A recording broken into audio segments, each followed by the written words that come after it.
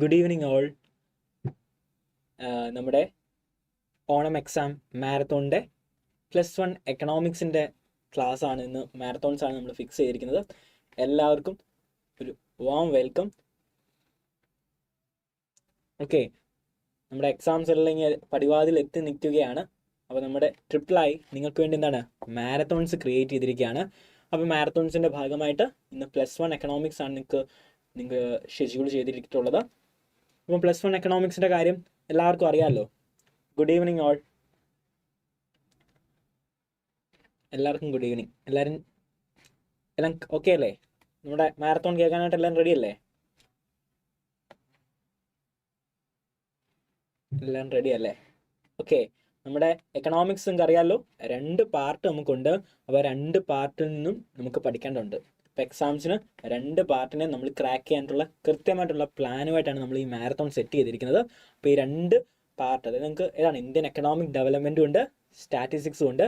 ഈ 2 പാർട്ട് നമുക്ക് കവറപ്പ് ചെയ്യേണ്ടതായിട്ടുണ്ട്. 2 ദിവസമാണ് നിങ്ങൾക്ക് ഉള്ളത്. നമുക്ക് സ്റ്റാറ്റിസ്റ്റിക്സിന് ഒരു സെപ്പറേറ്റ് ഡേയും ഇന്ന് നമ്മൾ ഇന്ത്യൻ എക്കണോമിക് ഡെവലപ്മെൻറ്റും ഡീൽ ചെയ്യുന്നുണ്ട്.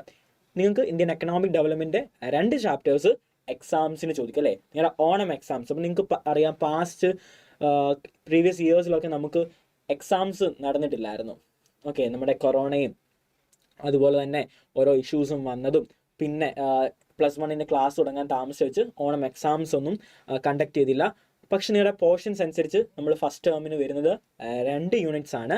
എന്താണ്, നമ്മൾ 2023 പുതിയ സിലബസ് വന്നപ്പം 2 ചാപ്റ്റേഴ്സ് വരും. Indian economy on the eve of ഇൻഡിപെൻഡൻസും ഇന്ത്യൻ എക്കണോമി 1915 to 1919 എന്ന് പറഞ്ഞ 2 ചാപ്റ്റേഴ്സ് ഉണ്ട്. അപ്പോൾ ആ 2 ചാപ്റ്റേഴ്സ് നമുക്ക് ഇന്ന് മാരത്തോണിൽ ഡീൽ ചെയ്യാം. ഓക്കെ, ഹന്ന ഗുഡ് ഈവനിങ്, സുൽത്താൻ ഗുഡ് ഈവനിങ്. എല്ലാവരും എങ്ങനെയുണ്ട്? എക്കണോമിക്സ് ഒക്കെ പഠിക്കാനായിട്ട് റെഡി ആയിട്ടിരിക്കുകയാണോ? നമുക്ക് സെറ്റ് ആക്കേണ്ട എക്കണോമിക്സ് വളരെ സിമ്പിളാണ് കേട്ടോ. ആസ് കമ്പയർ ടു നിങ്ങളുടെ +2 ആയിട്ട് കമ്പയർ ചെയ്ത് നോക്കുമ്പം വളരെ ഈസിയാണ്. നിങ്ങൾക്ക് സ്റ്റോറി ബേസ്ഡ് ആയിട്ട് പഠിച്ചു പോകാൻ പറ്റുന്നൊരു സബ്ജക്റ്റാണ് നിങ്ങളുടെ എക്കണോമിക്സ് അല്ലേ. കുറച്ച് നമ്മൾ സബ്ജക്റ്റിന് നമ്മൾ കഥയൊന്ന് മനസ്സിലാക്കി വെച്ച് അല്ലെങ്കിൽ ഒന്ന് മനസ്സിലാക്കി വെച്ച് ഈസി ആയിട്ട് പറയാം. അതുപോലെ സ്റ്റാറ്റിസ്റ്റിക്സ് ആണെങ്കിൽ എന്താണ്, കുറച്ച് 2-5 ഇക്വേഷൻസും അത് 2 ഗ്രാഫ് വരയ്ക്കാനും അറിയെങ്കിൽ ഈസി ആയിട്ട് നിങ്ങൾക്ക് എന്താണ് ഇപ്പോൾ തന്നെ നമ്മുടെ സെക്കൻഡ് ഇയർ ഡബിൾ മാർക്ക് മേടിച്ച് പാസ് ആകാനായിട്ടുള്ള എല്ലാം നമ്മുടെ സെക്റ്റാണ് ഈ ഫസ്റ്റ് ഇയറിലെ എക്കണോമിക്സ്. ഓക്കെ, അപ്പോൾ നിങ്ങൾ എല്ലാവരും നന്നായിട്ട് ക്രാക്ക് ചെയ്യുക. ഈ ഓൺ എക്സാമിന് നല്ല മാർക്ക് സ്കോർ ചെയ്യുക. ആ പോർഷൻസ് ഒക്കെ നന്നായിട്ട് ദൃഢമായിട്ട് നിങ്ങൾ മനസ്സിലുണ്ടായിരിക്കണം. അതുപോലെ തന്നെയാണ് സെക്കൻഡ് ടേം വരുമ്പോൾ അവിടെയും സെറ്റാക്കി വെക്കുക. അങ്ങനെ പബ്ലിക് എക്സാം വരുമ്പോഴത്തേന് ഫസ്റ്റ് ഇയർ ക്രാക്ക് ചെയ്ത് നിങ്ങൾ ഡബിൾ മാർക്കോടെ പാസ്സായി കഴിഞ്ഞാൽ സെക്കൻഡ് ഇയർ പേടിക്കേണ്ട. പിന്നെ സെക്കൻഡ് ഇയർ കുറച്ചുകൂടെ അധ്വാനിച്ച് ഫുൾ A+ മേടിക്കുക. ഓക്കെ, ഈ ഓണം എക്സാമിൻ്റെ മാർക്ക് വരുമ്പോഴും എല്ലാവർക്കും 18ൽ 72 എബോവ് മേടിച്ച് ഫുൾ A+ ഉണ്ടായിരിക്കണം കേട്ടോ. അപ്പോൾ നമ്മൾ റെഡി ആവുകയാണ്. നമ്മുടെ ക്ലാസ് എക്കണോമിക്സ് ആണ്. എക്കണോമിക്സിൻ്റെ ഫസ്റ്റ് 2 യൂണിറ്റ്സ് ആണ് നിങ്ങൾക്ക് എക്സാമിനുള്ളത്. നിങ്ങൾക്ക് എന്തെങ്കിലും ഡൗട്ട് ഉണ്ടെങ്കിൽ കമൻറ്റ് ബോക്സിൽ ചോദിച്ചാൽ മതി. ഓക്കെ, നമ്മൾ കുറച്ച് നമ്മുടെ ടോപ്പിക്കിനെ പറ്റി നമ്മളൊരു റിവിഷൻ, ഫാസ്റ്റ് ട്രാക്ക് റിവിഷനും ചെയ്യുന്നുണ്ട്. അതുപോലെ ചോദിക്കാൻ ചാൻസ് ഉള്ള കുറച്ച് ക്വസ്റ്റ്യൻസ് നമ്മൾ ഡിസ്കസ് ചെയ്യുന്നുണ്ട്. ഓക്കെ, എല്ലാം റെഡി അല്ലേ? നമ്മുടെ എക്കണോമിക്സ് ഏതാണ്? Indian economy the eve of independence അല്ലെങ്കിൽ Indian economy on the eve of independence അല്ലേ? നമ്മുടെ ഇൻഡിപെൻഡൻസ് സമയത്ത്, ബ്രിട്ടീഷുകാരുടെ ആ ഒരു ഭരണ സമയത്ത് നമ്മുടെ ഇന്ത്യൻ എക്കണോമിയുടെ ആ ഒരു അവസ്ഥയെപ്പറ്റി നമ്മൾ ഉള്ള ഒരു പ്രോബ്ലംസ് ആണ് ഡിസ്കസ് ചെയ്യുന്നത്. അപ്പോൾ നമ്മുടെ വരുമ്പോൾ നിങ്ങളുടെ സിലബസ് നമ്മൾ സ്റ്റേറ്റ് സിലബസ്, CBSE, ICSE ഇങ്ങനെ പല സിലബസ് ഉണ്ടല്ലേ. അപ്പോൾ നിങ്ങൾക്ക് എല്ലാവർക്കും ഡൗട്ട് വരുന്നതാണ് എന്താണ് അതിൻ്റെ ചാപ്റ്റർ തുടങ്ങുന്ന മുന്നേ പറയുന്നു നമുക്ക് എക്സാമിൻ്റെ പോർഷൻസ് നിങ്ങൾ ഓർക്കണം. CBSE ഒക്കെ വരുമ്പോഴത്തേന് ഈ principles of macro economics and macro economics ചിലപ്പോൾ നിങ്ങൾക്ക് ഫസ്റ്റ് ഇയർ അതായിരിക്കും പഠിക്കാനുള്ളത്. കേരള സിലബസ് വരുമ്പോഴത്തേന് ഇത് ഏത് പോർഷൻ ആയിരിക്കും വരുന്നത്? ഇത് ഫസ്റ്റ് ഇയർ വരും. കേരള സിലബസിൻ്റെ ഫസ്റ്റ് ഇയർ പോർഷൻസ് ആയിരിക്കാം നിങ്ങൾക്ക് മറ്റ് CBSEയിലൊക്കെ പഠിക്കുമ്പോൾ സെക്കൻഡ് ഇയർ ആയിട്ട് വരുന്നത്. അപ്പോൾ എന്ത് ചെയ്യണം? അങ്ങനെയുള്ള സ്റ്റുഡൻസ് എന്ത് ചെയ്യണം? നമ്മുടെ മാരത്തോണ്, സെക്കൻഡ് ഇയറിൻ്റെ മാരത്തോണ് കാണും. Okay, principle of micro economics and macro economics നിങ്ങൾ ആ സെക്കൻഡ് ഇയർ മാരത്തോൺ കണ്ടു കഴിഞ്ഞാൽ ഓക്കെ, നിങ്ങൾക്ക് സെറ്റാണ്. ഇന്ത്യൻ എക്കണോമിക് ആൻഡ് സ്റ്റാറ്റിസ്റ്റിക്സ് ആണ് നമ്മൾ +1 പോർഷൻസിൽ കവറപ്പ് ചെയ്യുന്നത്. ഓക്കെ, ഓൺ എക്സാംസ് കേരള സിലബസിനാണ് കൂടുതൽ വരുന്നതുകൊണ്ടാണ് നമ്മൾ ആ ഒരു പാത്തിൽ പോകുന്നത്. ഓക്കെ, സെറ്റല്ലേ? Indian economy at the eve of independence. അപ്പം ബ്രിട്ടീഷുകാർ എന്താണ് നമ്മുടെ ആ ഒരു ഇന്ത്യയിലേക്ക് ഭരണം വന്നു. നമുക്കറിയാം 200 വർഷങ്ങളോളം ഇന്ത്യ ആര് ഭരിച്ചു? ബ്രിട്ടീഷുകാർ ഭരിച്ച ഒരു സമയമാണ്.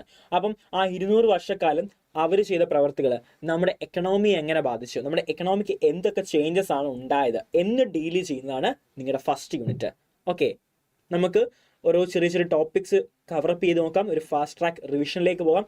അതിനുശേഷം നമുക്ക് എന്ത് ചെയ്യാം, നമ്മുടെ ക്വസ്റ്റ്യൻസ് ഒന്ന് ഡീൽ ചെയ്യാം.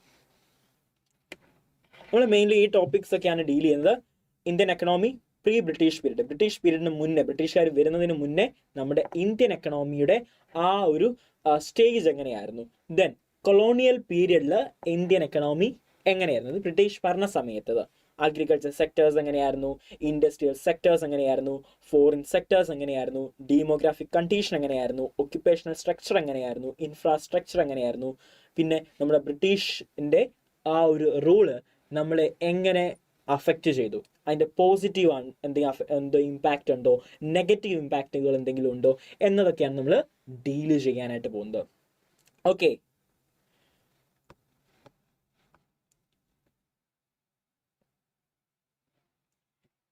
ബ്രിട്ടീഷ് സമയത്ത്, അതായത് ബ്രിട്ടീഷ് വരുന്നതിന് മുന്നേ, നമ്മുടെ ഇന്ത്യയിലേക്ക് ബ്രിട്ടീഷിൻ്റെ ആ ഒരു റൂള് തുടങ്ങുന്നതിന് മുന്നേ നമ്മുടെ എക്കണോമി എങ്ങനെയുള്ള എക്കണോമി ആയിരുന്നു?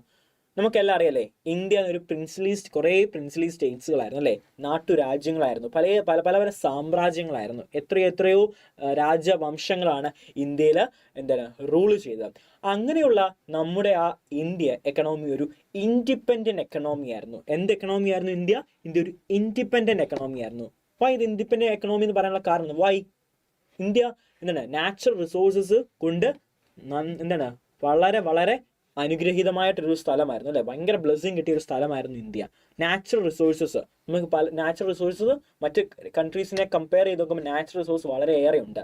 പിന്നെ വൈഡ് ജിയോഗ്രഫിയാണ് നമുക്കുള്ളത് അല്ലേ, വൈഡ് റേഞ്ച് ഓഫ് ജിയോഗ്രഫി ഉണ്ട്. നമുക്ക് ഹിമാലയൻസ് ഉണ്ട്, നമുക്ക് വെസ്റ്റേൺ കട്ട്സ് ഉണ്ട്, കോസ്റ്റൽ ഏരിയാസ് ഉണ്ട്, അങ്ങനെ പല ടൈപ്പ് ഓഫ് എന്തുണ്ട്, നമുക്ക് ജിയോഗ്രഫീസ് ഉണ്ട്, നമുക്ക് നല്ല ക്ലൈമറ്റുകളുണ്ട്, നല്ല ടോപ്പോഗ്രഫീസ് ഉണ്ട്. അങ്ങനെ എല്ലാ നമ്മൾ കമ്പയർ ചെയ്ത് നോക്കിയാലും ഇന്ത്യ നാച്ചുറൽ റിസോഴ്സ് കൊണ്ട് അബ്രൻഡ് ആയിട്ടിരുന്ന ഒരു കൺട്രി ആയിരുന്നു. അപ്പോൾ അങ്ങനെ വരുമ്പോഴത്തേന് നമ്മുടെ എക്കണോമി വളരെ ഇൻഡിപെൻഡൻ്റ് ആയിരുന്നു. നമ്മുടെ എക്കണോമി, കാരണം പ്രിൻസ്ലി സ്റ്റേറ്റ്സുകളൊക്കെ വളരെ ഇൻഡിപെൻഡൻ്റ് എക്കണോമി ഉണ്ടായിരുന്ന ഒരു സ്ഥലമായിരുന്നു നമുക്ക് മനസ്സിലാക്കാനായിട്ട് പറ്റും. നമ്മുടെ ഇന്ത്യയിലെ ജനങ്ങൾ 85% ഓഫ് ഇന്ത്യൻ പോപ്പുലേഷനും എന്തിനെ ഡിപ്പെൻഡ് ചെയ്തുകൊണ്ടിരുന്നു? അഗ്രികൾച്ചറിനെ ഡിപ്പെൻഡ് ചെയ്തുകൊണ്ടിരുന്നു അല്ലേ. നമ്മുടെ ഇന്ത്യൻ എക്കണോമി എന്ത് എക്കണോമി ആയിരുന്നു? ഒരു ഇൻഡിപെൻഡന്റ് എക്കണോമി ആയിരുന്നു. പിന്നെ നമ്മൾ മെയിൻലി ഫോക്കസ് ചെയ്ത് നമ്മുടെ ആളുകളുടെ ജീവിത മാർഗം എന്തായിരുന്നു? അഗ്രികൾച്ചർ ആയിരുന്നു. മെയിനായിട്ട് ആളുകൾ ഫോളോ അപ്പ് ചെയ്തുകൊണ്ടിരുന്നത് അഗ്രികൾച്ചറിനെ ആയിരുന്നു അല്ലേ. 85%ഓളം ആളുകൾ, ഇന്ത്യൻ പോപ്പുലേഷൻ്റെ 85% ഓഫ് ആളുകളും കൃഷിയെ ആശ്രയിച്ച് ജീവിച്ചിരുന്നു. അവരുടെ ഉപജീവന മാർഗം എന്തായിരുന്നു? കൃഷിയായിരുന്നു എന്ന് നമുക്ക് മനസ്സിലാക്കാൻ പറ്റും. അഗ്രികൾച്ചർ മെയിൻ സോഴ്സ്, അവരുടെ ജീവിതത്തിന്റെ ഏറ്റവും വലിയ സോഴ്സ് എന്തായിരുന്നു? അഗ്രികൾച്ചർ ആയിരുന്നു. അഗ്രികൾച്ചർ റിലേറ്റഡ് ആക്ടിവിറ്റീസിലായിരുന്നു ഫോക്കസ് ചെയ്തുകൊണ്ട് ഇരുന്നത്. Then manufacturing activities, various manufacturing ആക്ടിവിറ്റീസും നമ്മുടെ ഇന്ത്യയിലുണ്ടായിരുന്നു. ഏതൊക്കെയാണ് വേരിയസ് മാനുഫാക്ചറിങ് ആക്ടിവിറ്റീസ് എന്ന് പറഞ്ഞാൽ? സിൽക്ക് പ്രൊഡക്ഷന്, കോട്ടൺ പ്രൊഡക്ഷന്, ഇങ്ങനെയുള്ള പ്രൊഡക്ഷൻസ് നമ്മുടെ രാജ്യത്ത് വളരെയധികം ഉണ്ടായിരുന്നു. Then handicraft industries, handicraft industries നമുക്ക് ധാരാളം ഉണ്ടായിരുന്നു. നമ്മുടെ ഇന്ത്യയിൽ ഹാൻഡിക്രാഫ്റ്റ് ഇൻഡസ്ട്രീസ് വളരെ വേൾഡ് ഫേമസ് ആയിരുന്നു. Indian handicraft industries are well known ആണ്. ലോക രാജ്യങ്ങളുടെ ഇടയിൽ ഇന്ത്യയുടെ ഹാൻഡിക്രാഫ്റ്റ്സ് വളരെ പ്രസിദ്ധമായിരുന്നു അല്ലെ. പ്രസിദ്ധമായിട്ടുള്ള ഒരു ഹാൻഡിക്രാഫ്റ്റ് ഇൻഡസ്ട്രീസ് നമ്മുടെ ഇന്ത്യയിൽ ഉണ്ടായിരുന്നു. അപ്പം ബ്രിട്ടീഷ് വരുന്നതിന് മുന്നേ, ഇപ്പം ബ്രിട്ടീഷുകാർ ചുമ്മാ ആണ് നമ്മുടെ രാജ്യത്തേക്ക് വന്നത്, നമ്മളിങ്ങോട്ട് റൂളിംഗ് സ്റ്റാർട്ട് ചെയ്തത് വെറുതെയാണോ? ഇത്രയും ഫേമസ് ആയിട്ടുള്ള ഒരു ഹാൻഡിക്രാഫ്റ്റ് ബേസിംഗ് ഉള്ള ഒരു കൺട്രിയാണ് നമ്മുടേത്. വളരെ നാച്ചുറൽ റിസോഴ്സസ് കൊണ്ട് വളരെ ബ്ലെസ്സിങ് ആയിട്ടുള്ള കൺട്രിയാണ് നമ്മുടേത്. അഗ്രികൾച്ചറിനൊക്കെ പറ്റിയ വളരെ സ്യൂട്ടബിൾ ആയിട്ടുള്ള സ്ഥലമാണ് നമ്മുടെ ഇന്ത്യ. മാനുഫാക്ചറിങ് ആക്ടിവിറ്റീസ് ധാരാളമായി നടക്കുന്ന സ്ഥലമായിരുന്നു ഇന്ത്യ. ഇങ്ങനെല്ലാം നോക്കുമ്പോൾ, അല്ലെങ്കിൽ എക്കണോമിക്കലി നോക്കുമ്പോൾ വളരെ മുന്നിലായിരുന്നു. ഓക്കെ, നമുക്ക് സ്വർണ്ണങ്ങളായിക്കോട്ടെ, പണമായിക്കോട്ടെ, രത്നങ്ങളും, അങ്ങനെ രാജ്യങ്ങളെല്ലാം, നമ്മുടെ പ്രിൻസ്ലി സ്റ്റേറ്റ് എല്ലാം വളരെ എക്കണോമിക്കലി ഡെവലപ്ഡ് ആയിരുന്നു. അങ്ങനെയുള്ളൊരു സിറ്റുവേഷൻസിനെ ആര് മുതലെടുത്തു? നമ്മുടെ ബ്രിട്ടീഷുകാർ മുതലെടുക്കുകയായിരുന്നു ചെയ്തത്. അപ്പം ബ്രിട്ടീഷുകാർ കോളനികൾ സ്ഥാപിച്ചു, എത്രയോ രാജ്യങ്ങളിൽ കോളനികൾ സ്ഥാപിക്കാൻ പറ്റുമായിരുന്നു. പക്ഷേ ഇന്ത്യയിൽ അവർ കുറേ സ്ഥലത്ത് കോളനി സ്ഥാപിച്ചതിൽ അതിന് ഒന്നായി ഇന്ത്യയും തിരഞ്ഞെടുക്കാനായിട്ടുള്ള കാരണങ്ങളാണ്. കാരണം ഇന്ത്യൻ എക്കണോമിയുടെ അല്ലെങ്കിൽ ഇന്ത്യയുടെ ആ രീതി മറ്റു രാജ്യങ്ങളെ കമ്പയർ ചെയ്ത് നോക്കുമ്പോൾ ഇന്ത്യ എത്രമാത്രം അവരിൽ നിന്നെല്ലാം വ്യത്യസ്തമായി നിന്നു. അതുകൊണ്ടാണ് ഇന്ത്യ ഒരു കോളനിയാക്കി മാറ്റിയത്. അപ്പോൾ പ്രീ ബ്രിട്ടീഷ് പീരീഡിലെ ഇന്ത്യൻ എക്കണോമിയുടെ ഫീച്ചേഴ്സ് നിങ്ങൾക്ക് ഒരു എക്സാമിന് ചോദിക്കുന്ന ക്വസ്റ്റ്യൻ ആണ്. ഓക്കെ, പ്രീ ബ്രിട്ടീഷ് പീരീഡിലെ ഇന്ത്യൻ എക്കണോമിയുടെ ഫീച്ചേഴ്സ് നിങ്ങൾക്ക് എക്സാമിന് ചോദിക്കാം. അപ്പോൾ എന്തൊക്കെ എഴുതണം? ഇന്ത്യ ഒരു ഇൻഡിപെൻഡന്റ് എക്കണോമി ആയിരുന്നു എന്ന് എഴുതണം കേട്ടോ. പിന്നെന്താണ്? അഗ്രികൾച്ചർ ആയിരുന്നു മെയിൻ സോഴ്സ് ഓഫ് ലൈവ്ലിഹുഡ്. നമ്മുടെ ജീവിത മാർഗത്തിന് ഏറ്റവും കൂടുതൽ നമ്മൾ ആശ്രയിച്ച് എന്തിനെയായിരുന്നു? അഗ്രികൾച്ചറിനെ ആയിരുന്നു എന്ന് അറിയാം. പിന്നെ മാനുഫാക്ചറിങ് ആക്ടിവിറ്റീസ്, ഇന്ത്യയിൽ വളരെ ഏറെ മാനുഫാക്ചറിങ് ആക്ടിവിറ്റീസ് ഉണ്ടായിരുന്നു. കുറേ മാനുഫാക്ചറിങ് ആക്ടിവിറ്റീസ് ഇന്ത്യയിൽ ഉണ്ടായിരുന്നു. സിൽക്കും കോട്ടണും തുടങ്ങിയുള്ള ഇൻഡസ്ട്രികളൊക്കെ ഇന്ത്യയിൽ ഉണ്ടായിരുന്നു. അല്ലെങ്കിൽ പിന്നെന്താണ്? ഹാൻഡിക്രാഫ്റ്റ് ഇൻഡസ്ട്രികൾ. ഓക്കെ, ഇന്ത്യയിൽ കുറേ ഹാൻഡിക്രാഫ്റ്റ് ഇൻഡസ്ട്രികളും ഉണ്ടായിരുന്നു. ഓക്കെ, അപ്പം ഇന്ത്യൻ എക്കണോമി ബ്രിട്ടീഷുകാർ വരുന്നതിന് മുന്നേ ഉള്ള ആ ഒരു അവസ്ഥ മനസ്സിലായോ? അങ്ങനെ നമ്മുടെ ബ്രിട്ടീഷുകാർ ബാക്കിയുള്ള ഫോറിനേഴ്സിനോട് യുദ്ധം ചെയ്ത് ഇന്ത്യയുടെ ഭരണം പിടിച്ചടക്കുവാണ്. ബ്രിട്ടീഷുകാർ വന്നു, കപ്പൽ മാർഗമൊക്കെ ഇവിടെ വന്നിട്ട് അപ്പോൾ ആ സമയത്ത് പോർച്ചുഗലും ഡച്ചും ഫ്രഞ്ചും ഒക്കെ എന്താണ് ഇവിടെ ഭരണം ഉണ്ടായിരുന്നു പല ഭാഗങ്ങളിൽ. അവരോടെല്ലാം കോമ്പീറ്റ് ചെയ്തിട്ട് ആര് ഭരണം പിടിച്ചടക്കി? ഇന്ത്യയുടെ ഭരണം ആരെ പിടിച്ചടക്കി? ബ്രിട്ടീഷുകാർ പിടിച്ചടക്കി. പിന്നെ അവർ വന്ന ശേഷം നമ്മുടെ ഇന്ത്യൻ എക്കണോമിയുടെ ഒരു അവസ്ഥ എന്തായിരുന്നു? ഇന്ത്യൻ എക്കണോമിയുടെ അവസ്ഥ അവർ വന്നതിന് ശേഷം എന്തായിരുന്നു? അടുത്ത ടോപ്പിക്കാണ്, നിങ്ങളുടെ എക്സാമിന് ചോദിക്കുന്ന അടുത്തൊരു ക്വസ്റ്റ്യൻ ആണിത്. Indian economy during the colonial rule. Colonial ഭരണകാലത്ത് ഇന്ത്യൻ എക്കണോമിയുടെ അവസ്ഥ എന്തായിരുന്നു? എന്തായിരുന്നു ഇന്ത്യൻ എക്കണോമിയുടെ അവസ്ഥ? The British was mainly focused on protection and promotion of their home economy rather than Indian economy. എക്സാമിന് ഈ സെന്റൻസ് നിർബന്ധമായിട്ടും എഴുതണം. ബ്രിട്ടീഷുകാർ വന്നു, നമ്മുടെ ഇവിടെ നിന്ന് അവർക്ക് കൊണ്ടുപോകാൻ പറ്റുന്ന എല്ലാം കൊണ്ടുപോയി, നമ്മളെ കഷ്ടപ്പെടുത്തി. ഒന്ന് ആലോചിച്ച് നോക്കിയേ, നമ്മൾക്ക് ബെനിഫിറ്റിന് വേണ്ടിയാണ് ഇതൊക്കെ ചെയ്യുന്നത്. നമ്മളെ നേരം വെളുക്കും തൊട്ട് എന്താണ് അടിച്ച് പണിയെടുപ്പിക്കുക, നല്ല ഫുഡ് തരത്തില്ല, നമ്മുടെ കയ്യിലുള്ള എല്ലാം പിടിച്ചടക്കിക്കൊണ്ട് പോകുന്നതൊക്കെ നമുക്ക് എന്തെങ്കിലും ബെനിഫിറ്റിന് വേണ്ടിയാണോ? നെവർ, അല്ലേ? അവരെന്ത് തന്നെയാണ് ഫോക്കസ് കൊടുത്തത്? Their main focus on the protection and promotion of British economy, അവരുടെ ഹോം എക്കണോമി. അതായത് അവരുടെ മാതൃരാജ്യം ഏതാണ്? ബ്രിട്ടൻ. അപ്പം ബ്രിട്ടൻ്റെ അല്ലെങ്കിൽ യൂറോപ്യൻ കൺട്രീസിൻ്റെ എക്കണോമിയുടെ വളർച്ചയ്ക്ക് വേണ്ടിയാണ് അവർ ചെയ്തത്. നമ്മുടെ പ്രൊമോഷനും പ്രൊട്ടക്ഷനും ഒന്നും അല്ല, നമ്മളെ സംരക്ഷിക്കാനല്ല. നമ്മുടെ എക്കണോമി എന്താണ് നശിച്ചുകൊട്ടെ, നമ്മുടെ എക്കണോമിയുടെ ഇഷ്യൂസിന് അവർ കൺസേൺ അല്ല. അവരെന്തിന് ഫോക്കസ് ചെയ്തത്? അവരുടെ ഓരോ ആക്ടിവിറ്റീസും അവരുടെ എക്കണോമിയെ പ്രൊട്ടക്റ്റ് ചെയ്യാനായിട്ട്, അവരുടെ എക്കണോമിയുടെ പ്രൊമോഷന് വേണ്ടി ആയിരുന്നു. അത് മെയിൻലി ഓർക്കുക. എക്സാമിന് ഈ സെന്റൻസ് എഴുതണം. British was focused on the protection and promotion of their home economy rather than Indian economy. നമ്മുടെ എക്കണോമിയുടെ എന്താണ് ഒരു ബെനിഫിറ്റിനും വേണ്ടിയല്ല അവരിതെല്ലാം ചെയ്തത്. ഓക്കെ, ദെൻ എന്തായിരുന്നു? ഇന്ത്യ അവരെന്താക്കി മാറ്റി? They converted India as a supplier of raw materials. തുടക്കത്തിൽ ഞാൻ പറഞ്ഞില്ലേ, ഇന്ത്യ നാച്ചുറൽ റിസോഴ്സസ് കൊണ്ട് വളരെ ബ്ലെസ്സിങ് ആയിട്ടുള്ള ഒരു പ്ലേസ് ആണ് ഇന്ത്യ. അപ്പം ഇന്ത്യയിൽ കൃഷികൾ വളരെ അനുയോജ്യമായിട്ടൊരു ക്ലൈമറ്റ് ഉണ്ട്, അല്ലെങ്കിൽ സോയിലുണ്ട്, അല്ലെങ്കിൽ അതിനുള്ള ഇറിഗേഷൻ ഫെസിലിറ്റീസ് ഉണ്ട്. അപ്പം ഇന്ത്യ അത്രയും റിച്ച് നാച്ചുറൽ റിസോഴ്സ് ഉള്ള ഒരു സ്ഥലമായത് മൂലം ഇന്ത്യയിൽ എന്താണ് ധാരാളമായിട്ടും കൾട്ടിവേഷൻ ഉണ്ട്. കാരണം മെയിൻലി ആളുകൾ ചെയ്യുന്ന തൊഴിൽ എന്താണ്? കൃഷിയാണ്. അപ്പോൾ ഇന്ത്യയിലെ ആളുകൾക്ക് നല്ല രീതിയിൽ കൃഷി ചെയ്യാൻ അറിയാം. ഇന്ത്യയിലെ അഗ്രികൾച്ചർ പ്രൊഡക്ടിവിറ്റി ഹൈ പ്രൊഡക്ടിവിറ്റി ആയിരുന്നു ഇന്ത്യയിൽ ഉണ്ടായിരുന്നത്. അപ്പോൾ എന്ത് മനസ്സിലാക്കി? ബ്രിട്ടീഷുകാർ എന്താണ് 18th സെഞ്ച്വറിയിൽ ബ്രിട്ടനിലൊക്കെ യൂറോപ്യൻ കൺട്രീസിൽ ഇൻഡസ്ട്രിയലൈസേഷൻ, അല്ലേ, വ്യവസായവൽക്കരണം തുടങ്ങി. അവിടെ എല്ലാം മെയിൻലി എന്താണ് അവർ ഇൻഡസ്ട്രികളാണുള്ളത്, അല്ലെങ്കിൽ ഫാക്ടറികൾ ഇൻഡസ്ട്രികളൊക്കെ ഉള്ള സ്ഥലമാണ് എവിടെ? European countries. അപ്പം അവർ അതിലാണ് ഫോക്കസ് കൊടുത്തത്. അപ്പോൾ അവർക്ക് ഈ ഫാക്ടറീസ് ഒക്കെ പ്രവർത്തിക്കണമെങ്കിൽ അവർക്ക് എന്താവശ്യമാണ്?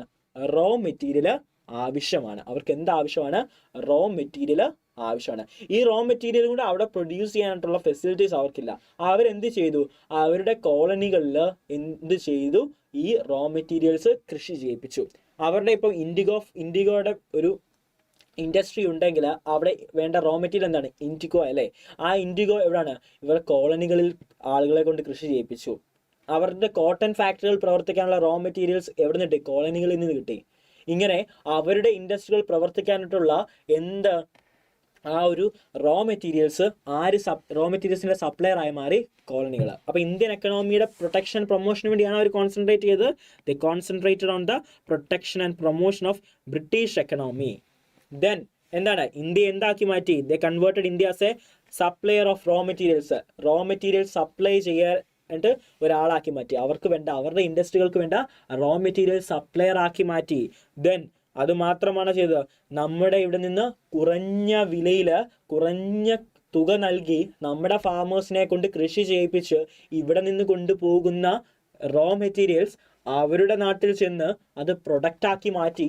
അത് എന്താണ് ഫിനിഷ്ഡ് ഗുഡ്സ് ആക്കി, റോ മെറ്റീരിയൽസിനെ ഫിനിഷ്ഡ് ഗുഡ്സ് ആക്കി മാറ്റി. അത് എങ്ങോട്ട് കൊണ്ടുവരുന്നു? നമ്മുടെ രാജ്യത്തേക്ക്. കാരണം നമ്മുടെ കയ്യിലൊന്നുമില്ല, നമുക്ക് ഫുഡോ അല്ലെങ്കിൽ നമുക്ക് യൂസ് ചെയ്യാനുള്ള ബേസിക് നീഡ്സ് സാറ്റിസ്ഫൈ ചെയ്യാനുള്ള ഒരു പ്രൊഡക്റ്റ് നമ്മുടെ ഇല്ല. കാരണം ഇവിടെ നിന്നുള്ള എല്ലാം തൂത്തുവാരി ആര് കൊണ്ടുപോകുക? നമ്മുടെ ബ്രിട്ടീഷുകാർ കൊണ്ടുപോകും. പിന്നെ നമ്മൾ എന്ത് ചെയ്യും? അപ്പം നമ്മുടെ ഇതെല്ലാം അവർ കൊണ്ടുപോയിട്ട് അവിടെ നിന്ന് അത് പ്രൊഡക്റ്റ് ആക്കി നമ്മൾക്ക് തന്നെ തരുന്നു. നമ്മുടെ കയ്യിൽ നിന്ന് എടുത്തുകൊണ്ട് പോയിട്ട് അതിനെ കൺവേർട്ട് ചെയ്ത് ഫിനിഷ്ഡ് ഗുഡ്സ് ആക്കി നമ്മൾക്ക് തന്നെ കൊണ്ട് എന്താണ് പൈസ തരുവാണെങ്കിൽ തരാം. നമുക്ക് വേറെ വഴിയുണ്ടോ? നമുക്ക് ജീവിക്കണ്ടേ? അവരെ പോലെ നമുക്കും ജീവിക്കണ്ടേ? നമ്മൾ ഇവരുടെ കയ്യിൽ നിന്ന് ആ പ്രൊഡക്റ്റുകൾ വാങ്ങി ഉപയോഗിക്കേണ്ട അവസ്ഥ വരുന്നു. അല്ലെങ്കിൽ നമുക്ക് മറ്റെങ്ങും നിന്നും സോഴ്സ് ഇല്ല. കാരണം നമ്മുടെ മറ്റു രാജ്യങ്ങളുമായിട്ടൊന്നും യാതൊരു ബന്ധവും വെക്കാനായിട്ട് ആരും സമ്മതിക്കുന്നില്ല. ബ്രിട്ടീഷുകാർ വെക്കാനില്ല, സമ്മതിക്കുന്നില്ല. അപ്പോൾ നമുക്ക് ഇമ്പോർട്ട് ഒന്നും ചെയ്യാനായിട്ട് പറ്റുന്നില്ല. അപ്പം അവർ കൊണ്ടുവരുന്ന ആ ഫിനിഷ്ഡ് ഗുഡ്സ് തന്നെ നമ്മൾക്ക് യൂസ് ചെയ്യേണ്ടതായിട്ട് വരുന്നു. They never estimate Indian national and per capita income. ഇന്ത്യയുടെ നാഷണൽ ഇൻകമോ പെർ ക്യാപിറ്റ ഇൻകമോ കാൽക്കുലേറ്റ് ചെയ്യാനായിട്ടുള്ള ഒരു ഇനിഷ്യേറ്റീവും ആരെടുത്തില്ല? ബ്രിട്ടീഷുകാരെടുത്തില്ല. മെയിൻലി ഈ പോയിന്റ്സ് ഒക്കെ നോട്ട് ചെയ്യണേ. ഓക്കെ, ഇന്ത്യയുടെ എന്താണ് നാഷണൽ ഇൻകമോ പെർ ക്യാപിറ്റ ഇൻകം ഒന്നും എന്താണ് എസ്റ്റിമേറ്റ് ചെയ്യാനുള്ള ഒരു ഇനിഷ്യേറ്റീവ്സ് ആരെടുത്തില്ല? ബ്രിട്ടീഷുകാരെടുത്തില്ല. അപ്പോൾ ആ ഒരു സമയത്ത് ഇന്ത്യയുടെ നാഷണൽ ഇൻകം എന്തൊക്കെയാണെന്ന് പറഞ്ഞാൽ less than 2% ആയിരുന്നു. less than 2%, 2% താഴെയായിരുന്നു ബ്രിട്ടീഷ് ഭരണകാലത്തെ ഇന്ത്യയുടെ നാഷണൽ ഇൻകം എന്ന് പറഞ്ഞാൽ. പെർ ക്യാപിറ്റ ഇൻകം അത് ജസ്റ്റ് 5% ആണ് ചേഞ്ചസ് വരുന്നത്. ജസ്റ്റ് 5% ചേഞ്ചസ് ആണ് പെർ ക്യാപിറ്റ ഇൻകത്തിന് വരുന്നത്. Okay, national income per capital income ഒക്കെ കാൽക്കുലേറ്റ് ചെയ്താലല്ലേ, അല്ലെങ്കിൽ GDP ഒക്കെ കാൽക്കുലേറ്റ് ചെയ്താലല്ലേ എക്കണോമിയുടെ അവസ്ഥ എന്ന് മനസ്സിലാക്കാൻ പറ്റൂ, എക്കണോമിയുടെ റിഫോർമേഷൻസ് നടത്താൻ പറ്റൂ. അപ്പം യാതൊരുവിധ കൺസേൺസും ഇവരെടുക്കുന്നില്ല. ഓൾറെഡി നമ്മളെ എക്സ്പ്ലോയിറ്റ് ചെയ്യുന്നു. എന്നാൽ നമ്മുടെ എക്കണോമിയുടെ ഒരു അവസ്ഥയെ പറ്റി പഠിക്കാൻ പോലും ബ്രിട്ടീഷുകാർ തയ്യാറായില്ല. Then Indian economy was developing at a low rate. കാരണം നമ്മുടെ എക്കണോമി ഡെവലപ്മെൻറ്റ് വളരെ ലോ റേറ്റ് ആയിരുന്നു. ഓക്കെ, നമുക്ക് ഇപ്പം ഇത്രയും നമ്മൾ മനസ്സിലായല്ലേ. ഉള്ളതെല്ലാം അവർ എന്താണ് നമ്മളിവിടെ നിന്ന് നമ്മളെ ചൂഷണം ചെയ്ത് എക്സ്പ്ലോയിറ്റ് ചെയ്ത് കൊണ്ടുപോകുന്നു. അഗ്രികൾച്ചർ നശിപ്പിക്കുന്നു, എല്ലാ രീതിയിലും നമ്മളെ നശിപ്പിക്കുന്നു. അപ്പം അവസാനം എന്ത് എഴുതാൻ പറ്റും കൺക്ലൂഷനായിട്ട്? നമ്മുടെ എക്കണോമിയുടെ ഡെവലപ്മെൻറ്റ് വളരെ ലോ റേറ്റ് ആണ്, അല്ലെങ്കിൽ ഡെവലപ്മെൻറ്റ് ഇല്ലെന്ന് തന്നെ നമുക്ക് പറയാൻ പറ്റും. ഓക്കെ, ഇതായിരുന്നു ബ്രിട്ടീഷ് ഭരണകാലത്തെ ഇന്ത്യൻ എക്കണോമിയുടെ ഒരു അവസ്ഥ. അപ്പോൾ ബ്രിട്ടീഷുകാർ വരുന്നതിന് മുന്നേയും ബ്രിട്ടീഷ് വരുന്ന സമയത്തും നമ്മുടെ എക്കണോമിയുടെ ആ ഒരു അവസ്ഥ കണ്ടില്ലേ? അപ്പോൾ നമ്മുടെ എക്കണോമിയെ വളരെ തകർക്കാനായിട്ട്, എക്സ്പ്ലോയിറ്റ് ചെയ്യാനായിട്ട് ആര് കാരണമായി? ബ്രിട്ടീഷുകാർ കാരണമായി. നമ്മുടെ എക്കണോമിയുടെ ഒരു ഡിസ്ട്രക്ഷൻ ആര് കാരണമായി? നമ്മുടെ ബ്രിട്ടീഷുകാരുടെ ആ ഒരു റൂളിങ് കാരണമായി. Because they giving the protection promotion, focusing on the protection promotion of British economy. Okay, doubts ഒക്കെ എന്തെങ്കിലും ഉണ്ടെങ്കിൽ ചാറ്റ് ബോക്സിൽ ചോദിക്കണേ. അപ്പം നമ്മുടെ അഗ്രികൾച്ചർ സെക്ടേഴ്സ്, നമ്മുടെ അഗ്രികൾച്ചർ സെക്ടർ ഉണ്ടല്ലേ, നമ്മൾ മെയിൻലി ഫോക്കസ് ചെയ്ത് എന്താണ്? അഗ്രികൾച്ചർ സെക്ടേഴ്സിലാണ് നമ്മൾ ഫോക്കസ് ചെയ്തത്. അപ്പം ബ്രിട്ടീഷ് ഭരണ സമയത്തെ നമ്മുടെ അഗ്രികൾച്ചർ സെക്ടറിൻ്റെ ഒരു അവസ്ഥ എന്തായിരുന്നു? ഇന്ത്യൻ എക്കണോമി നമ്മൾ ഓൾറെഡി പഠിച്ചു. Indian economy was an agrarian economy അല്ലേ. അഗ്രേറിയൻ എക്കണോമിയാണ് ഇന്ത്യൻ എക്കണോമിയിലെ. അഗ്രേറിയൻ എക്കണോമിയാണ് ഇന്ത്യൻ എക്കണോമി. ബിക്കോസ് ഇന്ത്യയുടെ മെയിൻ സോഴ്സ്, നമ്മുടെ ഉപജീവന മാർഗം എന്തായിരുന്നു? നമ്മുടെ ഇന്ത്യക്കാരുടെ ഉപജീവന മാർഗം തന്നെ കൃഷിയാണ്. Around 85% of Indians depends agriculture sector. നമ്മുടെ ഉപജീവന മാർഗം തന്നെ കൃഷിയായിരുന്നു. ഇന്ത്യയിലെ 85% ആളുകളും കൃഷിയെ ആശ്രയിച്ചായിരുന്നു ജീവിച്ചിരുന്നത്. അപ്പോൾ ഇന്ത്യൻ എക്കണോമി എന്ത് എക്കണോമി ആയിരുന്നു? ഒരു അഗ്രേറിയൻ എക്കണോമിയാണ് അല്ലേ. കാർഷിക മേഖലയിൽ പ്രാമുഖ്യം കൊടുത്തിട്ടുള്ള ഒരു എക്കണോമി ആയിരുന്നു നമുക്ക് പറയാനായിട്ട് പറ്റും. ദെൻ ബട്ട് ഇന്ത്യൻ എക്കണോമി ഒരു സ്റ്റാഗ്നേഷൻ നേരിട്ടു അല്ലേ. സ്റ്റാഗ്നേഷൻ എന്ന് പറഞ്ഞാൽ എന്താണ്? നോ ചേഞ്ച് നോ മൂവ്, അതായത് യാതൊരു വളർച്ചയോ അല്ലെങ്കിൽ അഗ്രികൾച്ചർ സെക്ടേഴ്സിൽ യാതൊരു മൂവ്മെൻറ്റോ ചേഞ്ചോ ഗ്രോത്തോ ഒന്നും തന്നെ ഇല്ലായിരുന്നു. കാരണം ബ്രിട്ടീഷുകാർ വളരെ എക്സ്പ്ലോയിറ്റേഷനാണ് നമ്മൾ ചെയ്തത്, വളരെ ചൂഷണങ്ങൾ നമ്മുടെ എക്കണോമിയിൽ ചെയ്തു. അപ്പം എന്ത് സംഭവിക്കുന്നില്ല, യാതൊരു വിധത്തിലുള്ള വളർച്ചയോ ഒന്നും നമ്മുടെ എക്കണോമിയിൽ ഇല്ല. അതുകൊണ്ട് ഒരു സ്റ്റാഗ്നേഷൻ ആയതുകൊണ്ട് സ്റ്റാഗ്നന്റ് എക്കണോമി എന്ന് നമുക്ക് പറയാനായിട്ട് പറ്റും. ഓക്കെ, നമ്മുടെ എക്കണോമിയിൽ ഒരു മുരടിപ്പാണ്. നമ്മുടെ എക്കണോമി എന്താണ്, ഒരു മുരടിച്ച ഒരു അവസ്ഥയിലാണ് ഉണ്ടായത്. മലയാളത്തിൽ പറഞ്ഞാൽ മുരടിച്ച ഒരു അവസ്ഥ. ബിക്കോസ് നമുക്ക് നല്ല ഫെസിലിറ്റി അല്ലേ, നമുക്ക് നല്ല ഇറിഗേഷൻ ഫെസിലിറ്റീസ് ആരും പ്രൊവൈഡ് ചെയ്യുന്നില്ല ബ്രിട്ടീഷുകാർ. നമ്മളോട് കൃഷി ചെയ്യാൻ പറയുന്നു, ഓക്കെ, നിങ്ങളോട് പഠിക്കാൻ പറയുന്നു, നിങ്ങൾക്ക് ബുക്കില്ല, നിങ്ങൾക്ക് നോട്ടില്ല, നിങ്ങൾക്ക് നല്ല ടീച്ചിങ് പ്രൊവൈഡ് ചെയ്യുന്നില്ല, നിങ്ങളുടെ എക്സാമിന് മാർക്ക് മേടിക്കണമെന്ന് പറഞ്ഞാൽ നിങ്ങൾക്ക് പറ്റുമോ? ഇല്ലല്ലേ. അതുപോലെയാണ് ഈ ബ്രിട്ടീഷുകാരുടെ ഒരു അവസ്ഥ. ബ്രിട്ടീഷുകാർ എന്ത് ചെയ്യുന്നു, കൃഷി ചെയ്യൂ എന്ന് പറഞ്ഞ് നമ്മളിട്ട് ദ്രോഹിക്കുക. ബട്ട് അതിനുവേണ്ടിയുള്ള യാതൊരു ഫെസിലിറ്റീസും നമ്മൾക്കായിട്ട് അവർ പ്രൊവൈഡ് ചെയ്യുന്നില്ല. അവർ ഇറിഗേഷൻ ഫെസിലിറ്റീസോ നല്ല ഫെർട്ടിലൈസേഴ്സോ മോഡേൺ ടെക്നോളജിക്കൽ എക്യുപ്മെൻറ്റ്സോ ഒന്നും തന്നെ നമുക്ക് പ്രൊവൈഡ് ചെയ്യുന്നില്ല. അതല്ലെങ്കിൽ അതൊന്നും ആക്സസ് ചെയ്യാനായിട്ടുള്ള ഒരു ഫിനാൻഷ്യൽ കണ്ടീഷനിലല്ല നമ്മുടെ ഫാമേഴ്സ്. കാരണം വളരെ ലോ വേജസ് അല്ലെങ്കിൽ അവരുടെ ക്രോപ്സിന് വളരെ ലോ റേറ്റ് ആയിരുന്നു ബ്രിട്ടീഷുകാർ കൊടുത്തത്. അതിൽ നിന്ന് ഇതൊന്നും ചെയ്യാനായിട്ടുള്ളൊരു അവസ്ഥയിൽ അല്ല ആര്, നമ്മുടെ ഫാമേഴ്സ്. അത് പ്രത്യേകം ഓർക്കുക. ലോ പ്രൊഡക്ടിവിറ്റി അല്ലേ, നമ്മുടെ എക്കണോമി വളരെ ലോ പ്രൊഡക്ടിവിറ്റി. നമ്മൾ ഈ അവസ്ഥ ഓൾറെഡി നമ്മുടെ എക്കണോമിയിൽ യാതൊരുവിധ ഫെസിലിറ്റീസ് ഒന്നുമില്ല. നമ്മുടെ അഗ്രികൾച്ചറിന് വേണ്ട പ്രൊമോഷന് വേണ്ടി യാതൊരു ഫെസിലിറ്റീസും എവിടെയില്ല, നമ്മുടെ എക്കണോമിയിലില്ല. ഓർത്ത് നോക്കിക്കേ, ഫെർട്ടിലൈസേഴ്സ് ഇല്ല, ഇറിഗേഷൻ ഫെസിലിറ്റീസ് ഇല്ല, അല്ലെങ്കിൽ നല്ല ലോൺ ഫെസിലിറ്റീസ് ഇല്ല, യാതൊരു സപ്പോർട്ടിങ്ങും ഇല്ലാതെ നമ്മുടെ എക്കണോമി എങ്ങനെ പ്രവർത്തിക്കും? കാരണം അവരുടെ ഇഷ്ടത്തിനനുസരിച്ചാണ് നമ്മൾ എന്താണ് പ്രവർത്തിക്കുന്നത്. അപ്പം നമ്മുടെ എക്കണോമിയിൽ എന്താണ് പ്രൊഡക്ടിവിറ്റി. പിന്നെ നമ്മുടെ ക്ലൈമറ്റ് ചേഞ്ച്, ഇന്ത്യയുടെ പ്രശ്നങ്ങളാണല്ലോ ക്ലൈമറ്റ് ചേഞ്ച്, ഫ്രീക്വൻ്റ് ആയിട്ടുള്ള ഡ്രോട്ട്സ്, ഫ്ലഡ്, ഇങ്ങനെയുള്ള പ്രശ്നങ്ങളൊക്കെ ഇന്ത്യൻ എക്കണോമിയിലുണ്ട്. ഇതെല്ലാം കാരണം നമ്മുടെ പ്രൊഡക്ടിവിറ്റി വളരെ കുറഞ്ഞു. അഗ്രികൾച്ചറിൻ്റെ പ്രൊഡക്ടിവിറ്റി വളരെ ലോ റേറ്റിൽ ആയിരുന്നു. ദെൻ നമ്മുടെ അഗ്രികൾച്ചറിന് എന്ത് മാറ്റം സംഭവിച്ചു? Commercialisation of agriculture. ബ്രിട്ടീഷുകാർ എന്ത് മാറ്റം സംഭവിച്ചു? ബ്രിട്ടീഷുകാരുടെ ഭരണം മൂലം നമ്മുടെ അഗ്രികൾച്ചർ സെക്ടർ കൊമേഴ്ഷ്യലൈസേഷൻ ഉണ്ടായി. എന്താണ് കൊമേഴ്ഷ്യലൈസേഷൻ കൊണ്ട് ഉദ്ദേശിക്കുന്നത്? എന്താണ്, നമ്മുടെ എക്കണോമി എന്ത് കൺവേർട്ടായി? ഫുഡ് ക്രോപ്സിൽ നിന്ന് എന്തിലേക്ക് നീങ്ങി? ഫുഡ് ക്രോപ്സിൽ നിന്ന് ക്യാഷ് ക്രോപ്സിലേക്ക് നീങ്ങി. നമ്മുടെ എക്കണോമിയിൽ ഫുഡ് ക്രോപ്സിൽ നിന്ന് ക്യാഷ് ക്രോപ്സിലേക്ക് നീങ്ങി. പ്രത്യേകം ഒന്ന് ഓർക്കുക, നമ്മുടെ എക്കണോമിയിൽ എന്തിനായിരുന്നു ഫോക്കസ് കൊടുത്തുകൊണ്ടിരുന്നത്? നമ്മുടെ എക്കണോമി അല്ല, നമ്മുടെ കൃഷി ചെയ്യുന്നതെന്ന് പറഞ്ഞു കഴിഞ്ഞാൽ നമ്മളൊരു കച്ചവടമല്ല. കച്ചവടം ചെയ്യുന്നുണ്ടെന്ന് പറഞ്ഞാലും പഴയ കാലത്ത് നമ്മുടെ കൃഷി ചെയ്യുന്നത് നമ്മൾക്ക് ആവശ്യമായിട്ടുള്ള ഫുഡ്സ്, നമുക്ക് ആഹാരം വേണമല്ലോ ജീവിക്കാൻ, ഈ ആഹാരത്തിനുള്ള ഉൽപ്പന്നങ്ങളായിരുന്നു കൃഷി ചെയ്തുകൊണ്ടിരുന്നത്. നമ്മൾ എന്താണ് കൃഷി ചെയ്തുകൊണ്ടിരുന്നത്? നമുക്ക് ആഹാരത്തിനുള്ള ഉൽപ്പന്നങ്ങളായിരുന്നു കൃഷി ചെയ്തുകൊണ്ടിരുന്നത്. അപ്പം എന്താണ്, പക്ഷേ ബ്രിട്ടീഷുകാർക്ക് ആഹാരമാണ്, ഫുഡ് പ്രൊഡക്ട്സ് അല്ല നമ്മുടെ കയ്യിൽ നിന്ന് വേണ്ടത്. ബ്രിട്ടീഷുകാർക്ക് എന്താണ്, അവരുടെ ഇൻഡസ്ട്രികൾ പ്രവർത്തിക്കാനുള്ള റോ മെറ്റീരിയൽസ് ആയിരുന്നു ആവശ്യം. അവർക്ക് വേണ്ടത് കോട്ടൺ, ജ്യൂട്ട്, ഷുഗർ കെയിൻ അല്ലേ, സിൽക്കൊക്കെയാണ് വേണ്ടത്. ഇത് നമുക്ക് കഴിക്കാൻ പറ്റുമോ? നമ്മുടെ വിശപ്പ് വരുമ്പോഴത്തേന് കുറച്ച് കോട്ടണോ ജ്യൂട്ടോ സിൽക്കോ ഒക്കെ എടുത്ത് കഴിക്കാൻ നമ്മളെ കൊണ്ട് പറ്റില്ല. അപ്പം അവർക്ക് വേണ്ടത് ഈ റോ മെറ്റീരിയൽസ്, അവരുടെ ഇൻഡസ്ട്രികൾ പ്രവർത്തിക്കാനുള്ള റോ മെറ്റീരിയൽസ് ആണ് ആവശ്യമായിട്ട് വേണ്ടത്. അപ്പം ഈ റോ മെറ്റീരിയൽസ് ആണ് ആവശ്യമായിട്ട് വരുന്നത് കൊണ്ട് എന്ത് ചെയ്യുന്നു, നമ്മുടെ ഫുഡ് കൾട്ടിവേഷൻ, നമ്മുടെ ഭക്ഷ്യവസ്തുക്കളുടെ എന്താണ് ഒരു കൾട്ടിവേഷന് അവർ തടഞ്ഞിട്ട് നമ്മളെ കൊണ്ട് ഈ ക്യാഷ് ക്രോപ്സ് എന്ത് ചെയ്തു, കൃഷി ചെയ്യിപ്പിച്ചു. അങ്ങനെ നമ്മുടെ അഗ്രികൾച്ചർ സെക്ടേഴ്സിൽ എന്ത് സംഭവിച്ചു? കൊമേഴ്ഷ്യലൈസേഷൻ സംഭവിച്ചു. നമ്മുടെ കാർഷിക രംഗം എന്തിലേക്ക് മാറി?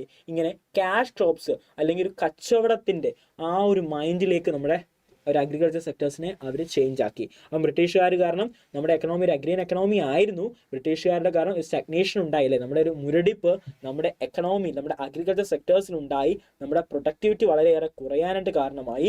അതുപോലെ തന്നെ നമ്മുടെ എക്കണോമിയിൽ കൊമേഴ്ഷ്യലൈസേഷൻ സംഭവിച്ചു. നമ്മുടെ അഗ്രികൾച്ചർ സെക്ടേഴ്സിൽ കൊമേഴ്ഷ്യലൈസേഷൻ സംഭവിച്ചു. പിന്നെ പ്രൊഡക്ടിവിറ്റി കുറയാൻ കാരണം എന്താണ്? ഫെർട്ടിലൈസേഴ്സ് ഇല്ല, ലോൺസ് ഇല്ല, ഇറിഗേഷൻ ഫെസിലിറ്റീസ് ഇല്ല, ഫ്രീക്വൻ്റ് ആയിട്ടുള്ള ക്ലൈമറ്റ് ചേഞ്ച്, ഡ്രൗട്ട്, ഇങ്ങനെയുള്ള ഫ്ലഡ്, ഇതെല്ലാം എന്തിന് കാരണമാക്കി? നമ്മുടെ അഗ്രികൾച്ചർ സെക്ടേഴ്സിൻ്റെ ഒരു ഡിക്ലൈൻ അല്ലെങ്കിൽ അഗ്രികൾച്ചർ സെക്ടേഴ്സിൽ ലോ പ്രൊഡക്ടിവിറ്റിക്ക് കാരണമായതായിട്ട് മനസ്സിലാക്കാൻ പറ്റും. ഓക്കെ, അഗ്രികൾച്ചർ സെക്ടേഴ്സിൻ്റെ ആ ഇഷ്യൂ മനസ്സിലായോ? ഇപ്പോൾ എക്സാമിന് ചോദിക്കുമ്പോൾ നിങ്ങൾ ഇതെല്ലാം എഴുതേണ്ടതായിട്ടുണ്ട്. ഓക്കെ,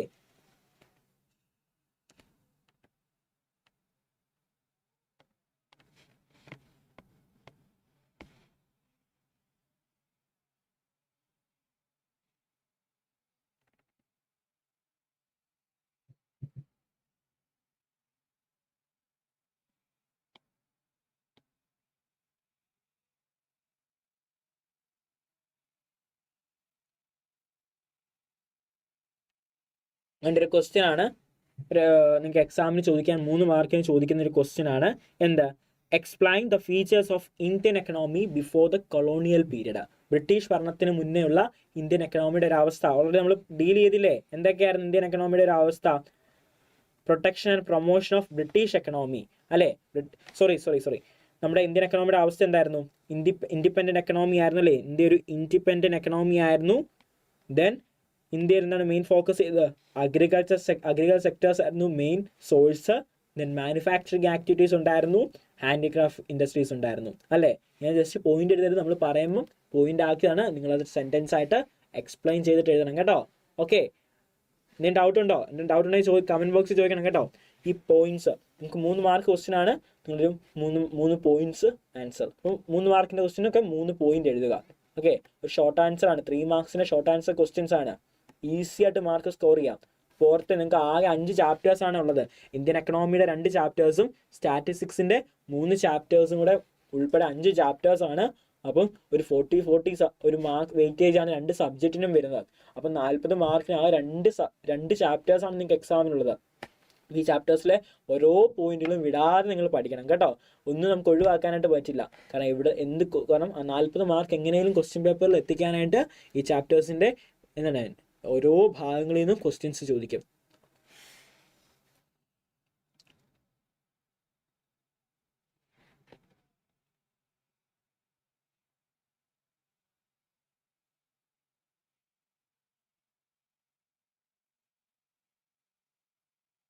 ദെൻ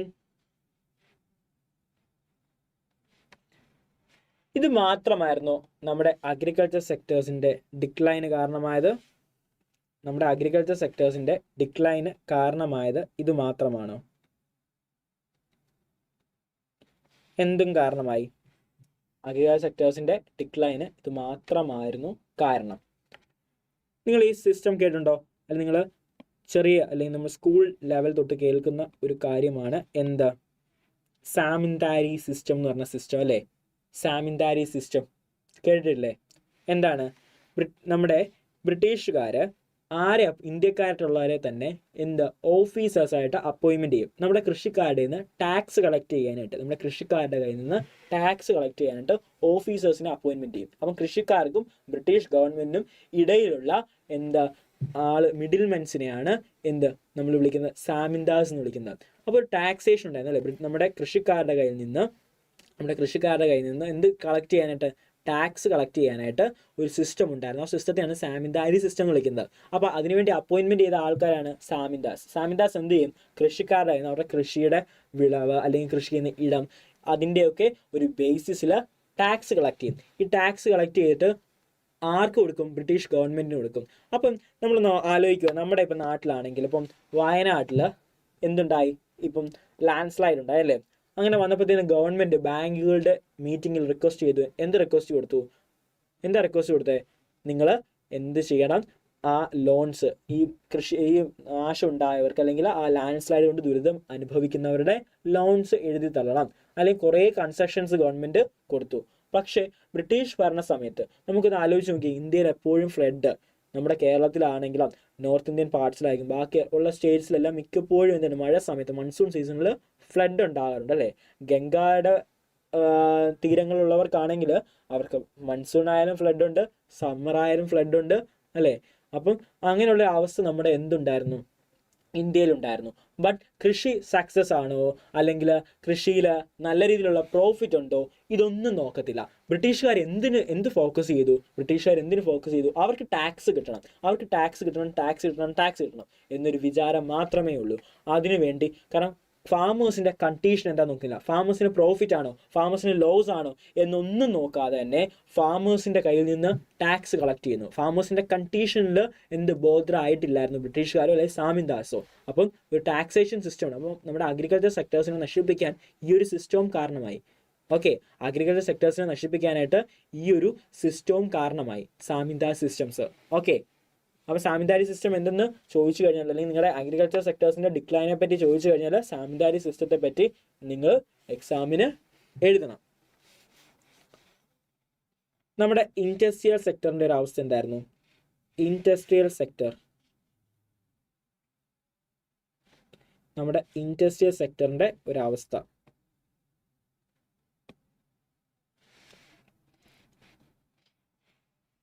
നമ്മുടെ ഇൻഡസ്ട്രിയൽ ബേസ് എങ്ങനെയായിരുന്നു?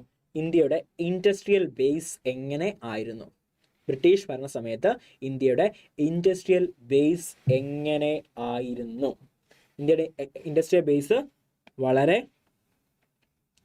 വീക്കായിരുന്നു. ഇന്ത്യയുടെ ഇൻഡസ്ട്രിയൽ ബേസ് വളരെ വീക്ക് ബേസ് ആയിരുന്നു അല്ലേ?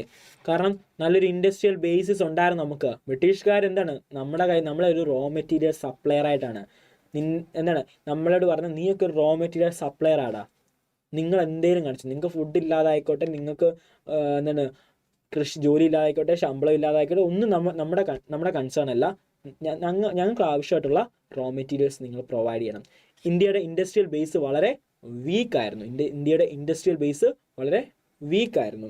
ഹാൻഡിക്രാഫ്റ്റ് ഇൻഡസ്ട്രീസ് ഉണ്ടായിരുന്നു അല്ലേ? നമ്മൾ പറഞ്ഞു ലോകമെമ്പാടും അറിയപ്പെടുന്ന വേൾഡ് വൈഡിൽ വളരെ ഫേമസ് ആയിരുന്നു ഇന്ത്യയുടെ ഹാൻഡിക്രാഫ്റ്റ് ഇൻഡസ്ട്രികൾ. പക്ഷേ ബ്രിട്ടീഷുകാർ മെയിൻലി ഫോക്കസ് ചെയ്ത് എന്തിനാണ്? മെയിൻലി ഫോക്കസ് ചെയ്ത് അവരുടെ എക്കണോമിയുടെ ഡെവലപ്മെൻറ്റിന് വേണ്ടിയല്ലേ? നമ്മളെ കൊണ്ട് കൃഷി ചെയ്യിപ്പിച്ച അതല്ലേ? അങ്ങനെ പല രീതിയിൽ. അപ്പോൾ ഈ ഹാൻഡിക്രാഫ്റ്റ് ഇൻഡസ്ട്രിയുടെ പ്രൊഡക്റ്റുകളൊന്നും ആർക്കും വേണ്ടാതെയായി. അല്ലെങ്കിൽ നമുക്ക് അതൊന്നും ട്രേഡ് ചെയ്യാൻ, ഫോറിനേഴ്സിന് നമ്മുടെ പ്രൊഡക്റ്റുകൾ ട്രേഡ് ചെയ്യാൻ പറ്റാത്തയായി. കാരണം നമുക്ക് വളരെ റെസ്ട്രിക്ഷൻസ് ആര് വെച്ചു? ബ്രിട്ടീഷുകാർ വെച്ചു. അങ്ങനെ വന്നപ്പോൾ ഹാൻഡിക്രാഫ്റ്റ് ഇൻഡസ്ട്രികൾസ് എന്തായി മാറി? ഡിക്ലൈൻ ചെയ്തു. നമ്മുടെ ഹാൻഡിക്രാഫ്റ്റ് ഇൻഡസ്ട്രികൾ ഡിക്ലൈൻ ചെയ്തതായിട്ട് നമുക്ക് കാണാനായിട്ട് പറ്റും. ഓക്കെ, നിങ്ങൾ ആലോചിച്ച് നോക്കിക്കേ എന്തൊക്കെയാണ്? ഇന്ത്യയുടെ ഇൻഡസ്ട്രിയൽ ബേസ് വളരെ വീക്കായിരുന്നു. ഒന്ന് ആലോചിച്ച് നോക്കിയേ, ഇന്ത്യയുടെ ഇൻഡസ്ട്രിയൽ ബേസ് എന്തായിരുന്നു? വളരെ വീക്കായിരുന്നു. ദെൻ നമുക്ക് ഹാൻഡിക്രാഫ്റ്റ് ഇൻഡസ്ട്രീസ് ഉണ്ടായിരുന്നു അല്ലേ? നമ്മൾ തുടക്കത്തിൽ ഞാൻ പറഞ്ഞ പോയിന്റ് ആണ് ഇന്ത്യൻ എക്കണോമിയുടെ അവസ്ഥ. ബ്രിട്ടീഷുകാരുടെ ഭരണത്തിന് മുന്നേയുള്ള അവസ്ഥയെ പറ്റി പറഞ്ഞപ്പം എന്താ പറഞ്ഞത്? ഇന്ത്യയുടെ എക്കണോമിയുടെ എന്താണ് ഹാൻഡിക്രാഫ്റ്റ് ഇൻഡസ്ട്രികൾ വെൽ നോൺ ആയിരുന്നു അല്ലേ? ഫേമസ് ആയിരുന്നു, വേൾഡ് വൈഡ് ഫേമസ് ആയിട്ടിരുന്ന ഒരു ഇൻഡസ്ട്രിയൽ ബേസ് ഉണ്ടായിരുന്നു നമ്മുടെ ഇന്ത്യക്ക് ഹാൻഡിക്രാഫ്റ്റ് രംഗത്ത്.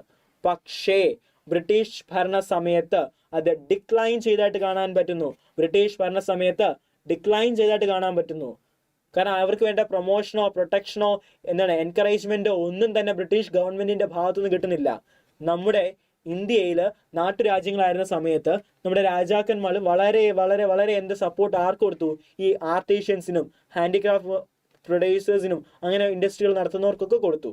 പക്ഷേ ബ്രിട്ടീഷ് ഗവൺമെന്റ് യാതൊരു വിധത്തിലുള്ള സപ്പോർട്ടുകളും ഇവർക്ക് കൊടുത്തില്ല. അത് ഇവരുടെ ഇൻഡസ്ട്രികളുടെ ഡിക്ലൈന് കാരണമായി. ദെൻ നമ്മുടെ എന്താണ് ഇൻഡസ്ട്രിയൽ ബേസിലെ എക്കണോമിയെ ടു ഫോൾഡ് സിസ്റ്റത്തിലേക്ക് മാറ്റി. ടു ഫോൾഡ് സിസ്റ്റം, രണ്ട് വശങ്ങളാക്കി മാറ്റി അല്ലേ? രണ്ട് രീതിയിലേക്കാണ് നമ്മുടെ എക്കണോമി അവർ ഡീൽ ചെയ്തത്. ഒന്ന്, നമ്മളെ ഒരു എക്സ്പോർട്ടറായിട്ട് കണ്ടു അല്ലേ? റോ മെറ്റീരിയൽ സപ്ലയർ ആയിട്ട്, അവർക്ക് വേണ്ട റോ മെറ്റീരിയൽ സപ്ലൈ ചെയ്ത് കൊടുക്കുന്ന ഒരു സപ്ലയർ ആയിട്ട് നമ്മളിവിടെ നിന്ന് എന്ത് ചെയ്യുന്നു? എക്സ്പോർട്ട് ചെയ്യുന്നു റോ മെറ്റീരിയൽസ്. രണ്ട്, അവരുടെ പ്രൊഡക്റ്റുകൾ വിൽക്കാനുള്ള ഒരു മാർക്കറ്റായിട്ട് നമ്മളെ കണ്ടു. നമ്മളെ രണ്ട് രീതിയിലാണ് അവർ കണ്ടത്. ഒന്ന്, അവരുടെ റോ മെറ്റീരിയൽസ് സപ്ലൈ ചെയ്യാനുള്ള ഒരു സപ്ലയർ ആക്കി മാറ്റി. രണ്ട്, നമ്മുടെ എക്കണോമിയെ ഒരു മാർക്കറ്റാക്കി മാറ്റി. എന്ത് മാർക്കറ്റ്? അവരുടെ ഫിനിഷ്ഡ് ഗുഡ്സ് വിൽക്കാനുള്ള ഒരു മാർക്കറ്റാക്കി മാറ്റി. പിന്നെന്ത് സംഭവിച്ചു? ഇങ്ങനെ ഹാൻഡിക്രാഫ്റ്റ് ഇൻഡസ്ട്രികൾ നശിക്കുന്നു, അല്ലെങ്കിൽ തങ്ങളുടെ എന്താണ് നോർമലി ചെയ്തുകൊണ്ടിരുന്ന അഗ്രികൾച്ചേഴ്സ് ഒന്നും ചെയ്യാൻ പറ്റുന്നില്ല.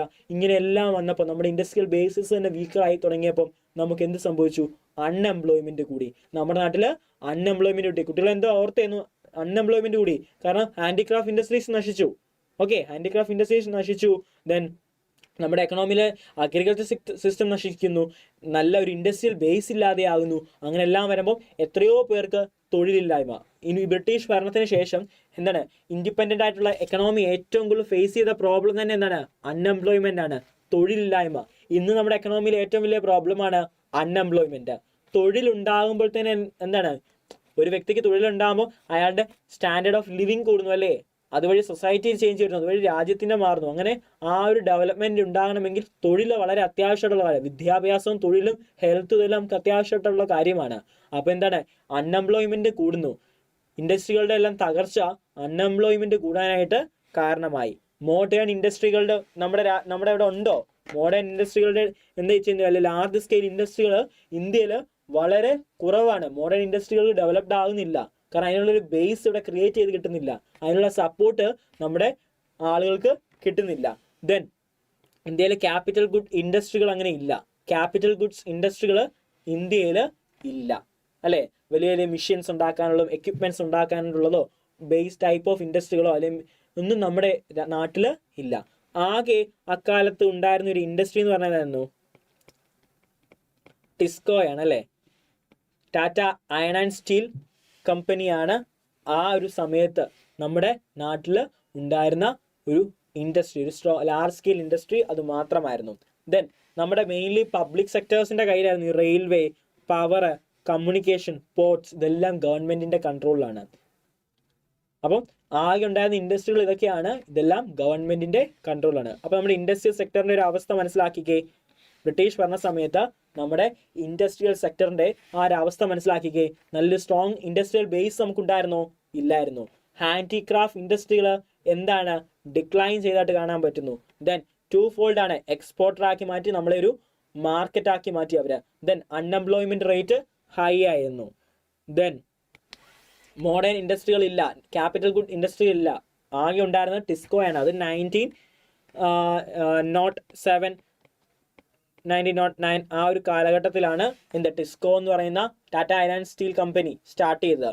Then growth rate and GDP small. നമ്മുടെ ഇൻഡസ്ട്രിയൽ സെക്ടേഴ്സ് അല്ലെങ്കിൽ എക്കണോമിയുടെ ഗ്രോത്ത് വളരെ ലോ ആണ്. GDP റേറ്റ് വളരെ സ്മോൾ ആണ്, ചെറിയ GDP റേറ്റ് മാത്രമേ ഉള്ളൂ. ഗ്രോസ് ഡൊമസ്റ്റിക് പ്രൊഡക്റ്റ് അറിയാമല്ലോ, നാഷണൽ ഇൻകം നമ്മൾ എന്ത് ചെയ്യുന്നു, എസ്റ്റിമേറ്റ് ചെയ്യുന്ന GDPയുടെ ബേസിസിലാണ്. ഒരു രാജ്യത്തിന്റെ ഡെവലപ്മെന്റ് എസ്റ്റിമേറ്റ് ചെയ്യുന്നതൊക്കെ GDP ബേസിസിലാണ്. അപ്പം ഈ GDP റേറ്റ് വളരെ ലോ ആണ് നമ്മുടെ രാജ്യത്ത്. ദെൻ മെയിൻ ആയിട്ടുള്ള ഇൻഡസ്ട്രിയൽസ് എല്ലാം പബ്ലിക് സെക്ടർ അല്ലെങ്കിൽ ഗവൺമെന്റിന്റെ കൺട്രോളിലാണ്. റെയിൽവേ, പവർ, കമ്മ്യൂണിക്കേഷൻ, പോർട്സ്, ഇതെല്ലാം ഗവൺമെന്റിന്റെ കൺട്രോളാണ്. അപ്പൊ ഇൻഡസ്ട്രിയൽ സെക്ടറിനെ പറ്റി ചോദിച്ചാൽ ഇതൊക്കെ നിങ്ങൾ ഡീൽ ചെയ്യണം. ഫോറിൻ സെക്ടറിന്റെ ഒരു അവസ്ഥ എന്തൊക്കെയാണ്? നമ്മുടെ ഫോറിൻ സെക്ടേഴ്സിന്റെ അവസ്ഥ ചോദിച്ചു കഴിഞ്ഞാൽ ഒരു മൊണോപ്പൊളി കൺട്രോൾ ഉണ്ടായിരുന്നു, അല്ലേ? ഫോറിൻ സെക്ടേഴ്സിന്റെ അവസ്ഥയെ പറ്റി ചോദിച്ചു കഴിഞ്ഞാൽ ഒരു മൊണോപ്പൊളി ആയിരുന്നു ഉണ്ടായിരുന്നത്. ബ്രിട്ടീഷുകാരെ നമ്മളെ മറ്റു രാജ്യങ്ങളുമായിട്ടുള്ള ഒരു ബന്ധങ്ങൾ സ്ഥാപിക്കാനായിട്ട് സമ്മതിച്ചില്ല. നിങ്ങൾ ഹിസ്റ്ററി ഒക്കെ പഠിച്ചപ്പം സീ റൂട്ട്, സിൽക്ക് റൂട്ട് ഇങ്ങനെയൊക്കെ പഠിച്ചിട്ടില്ലേ? നമ്മുടെ നാട്ടു രാജ്യങ്ങളിലെ കാര്യങ്ങളൊക്കെ പഠിക്കുമ്പോൾ ഇന്ത്യക്ക് അറേബ്യൻ കൺട്രീസുമായിട്ട് ചൈനയുമായിട്ടൊക്കെ എന്തുണ്ടായിരുന്നു, വ്യാപാരങ്ങളിലെ ട്രേഡ് റിലേഷൻഷിപ്പ് ഉണ്ടായിരുന്നിട്ടൊക്കെ ഹിസ്റ്ററികളിൽ പഠിച്ചു. ബിഫോർ ദ ബ്രിട്ടീഷ് പീരീഡിനെ പറ്റി നമ്മൾ പഠിക്കുമ്പോൾ, അല്ലേ? പല രാജവംശങ്ങളുണ്ടായിരുന്നു, ഇവർക്കെല്ലാം ഫോറിനായിട്ട് എന്തുണ്ട്, റിലേഷൻഷിപ്പ് ഉണ്ട്, ട്രേഡ് റിലേഷൻഷിപ്പോ അല്ലെങ്കിൽ നല്ല റിലേഷൻഷിപ്പ് ഉണ്ടായിരുന്നു. ബട്ട് ബ്രിട്ടീഷ് ഭരണമായതുകൂടി ആ ഒരു മൊണോപ്പൊളി കൺട്രോൾ വന്നതുകൂടി നമ്മുടെ രാജ്യവും ഫോറിൻ കൺട്രീസുമായിട്ടുള്ള ആ ഒരു ബന്ധം അവിടെ ഇല്ലാതാവുകയാണ്. നിങ്ങൾ മനസ്സിലാക്കി, ആ ഒരു ബന്ധം അവിടെ ഇല്ലാതാവുകയാണ്. കാരണം ബ്രിട്ടീഷുകാര് എന്ത് വെച്ചു, കുറേ റൂൾസ് ആൻഡ് റെഗുലേഷൻസ് വെച്ചു.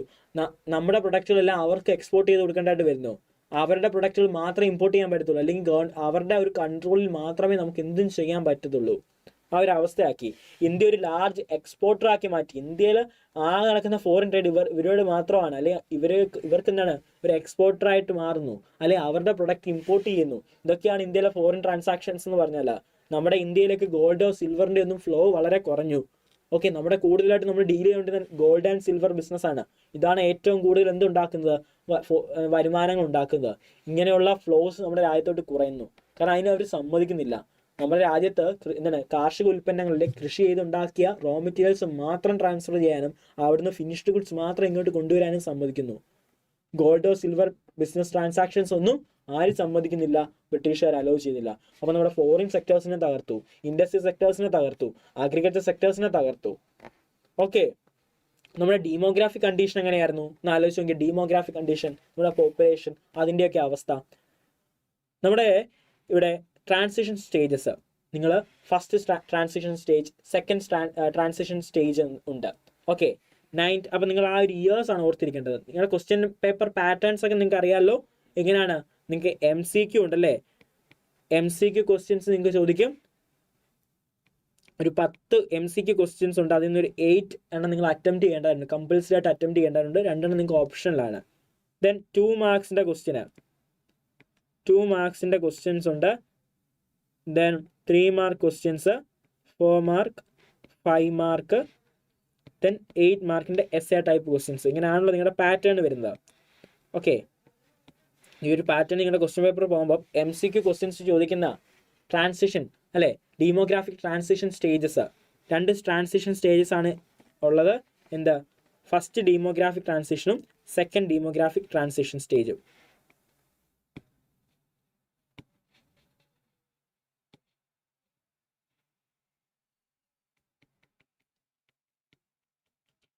First demographic transition stage, second demographic transition stage. Okay, എന്താണ്?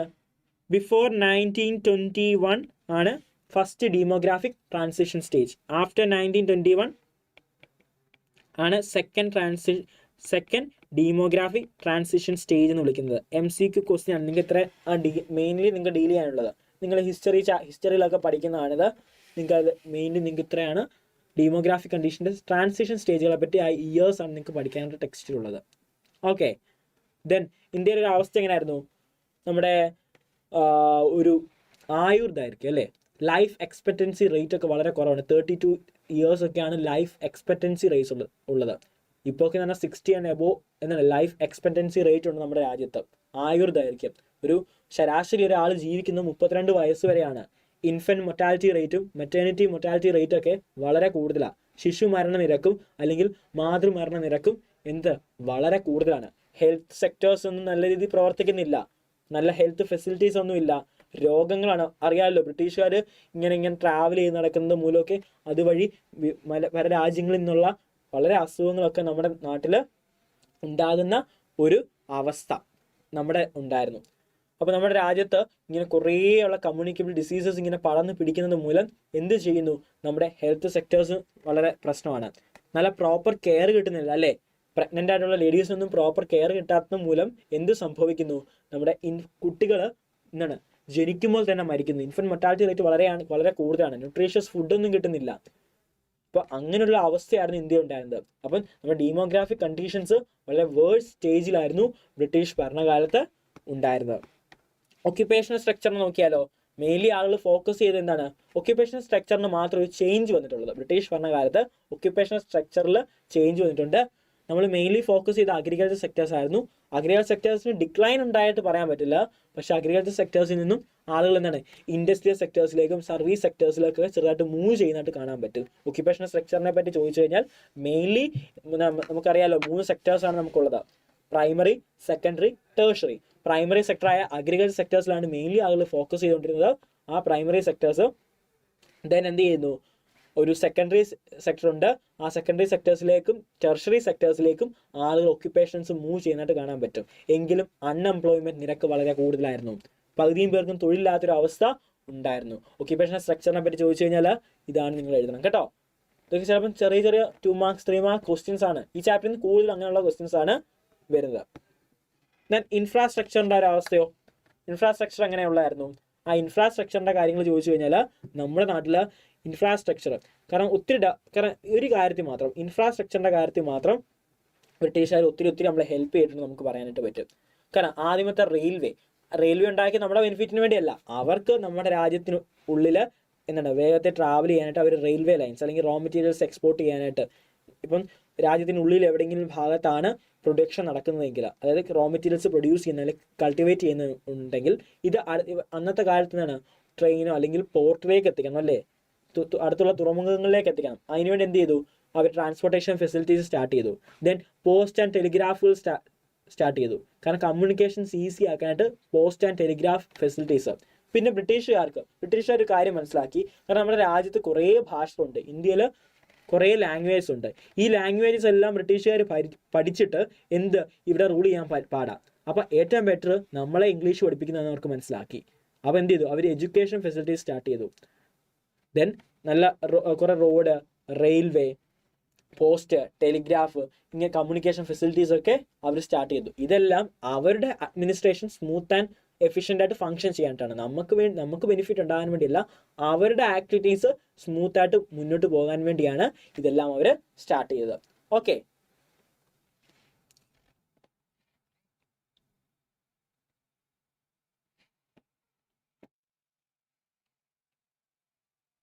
നമുക്ക് ഇത്രയും ഒന്ന് ഇതിൻ്റെ ക്വസ്റ്റ്യൻസ് ഒന്ന് ജസ്റ്റ് നോക്കിയിട്ട് വരാം.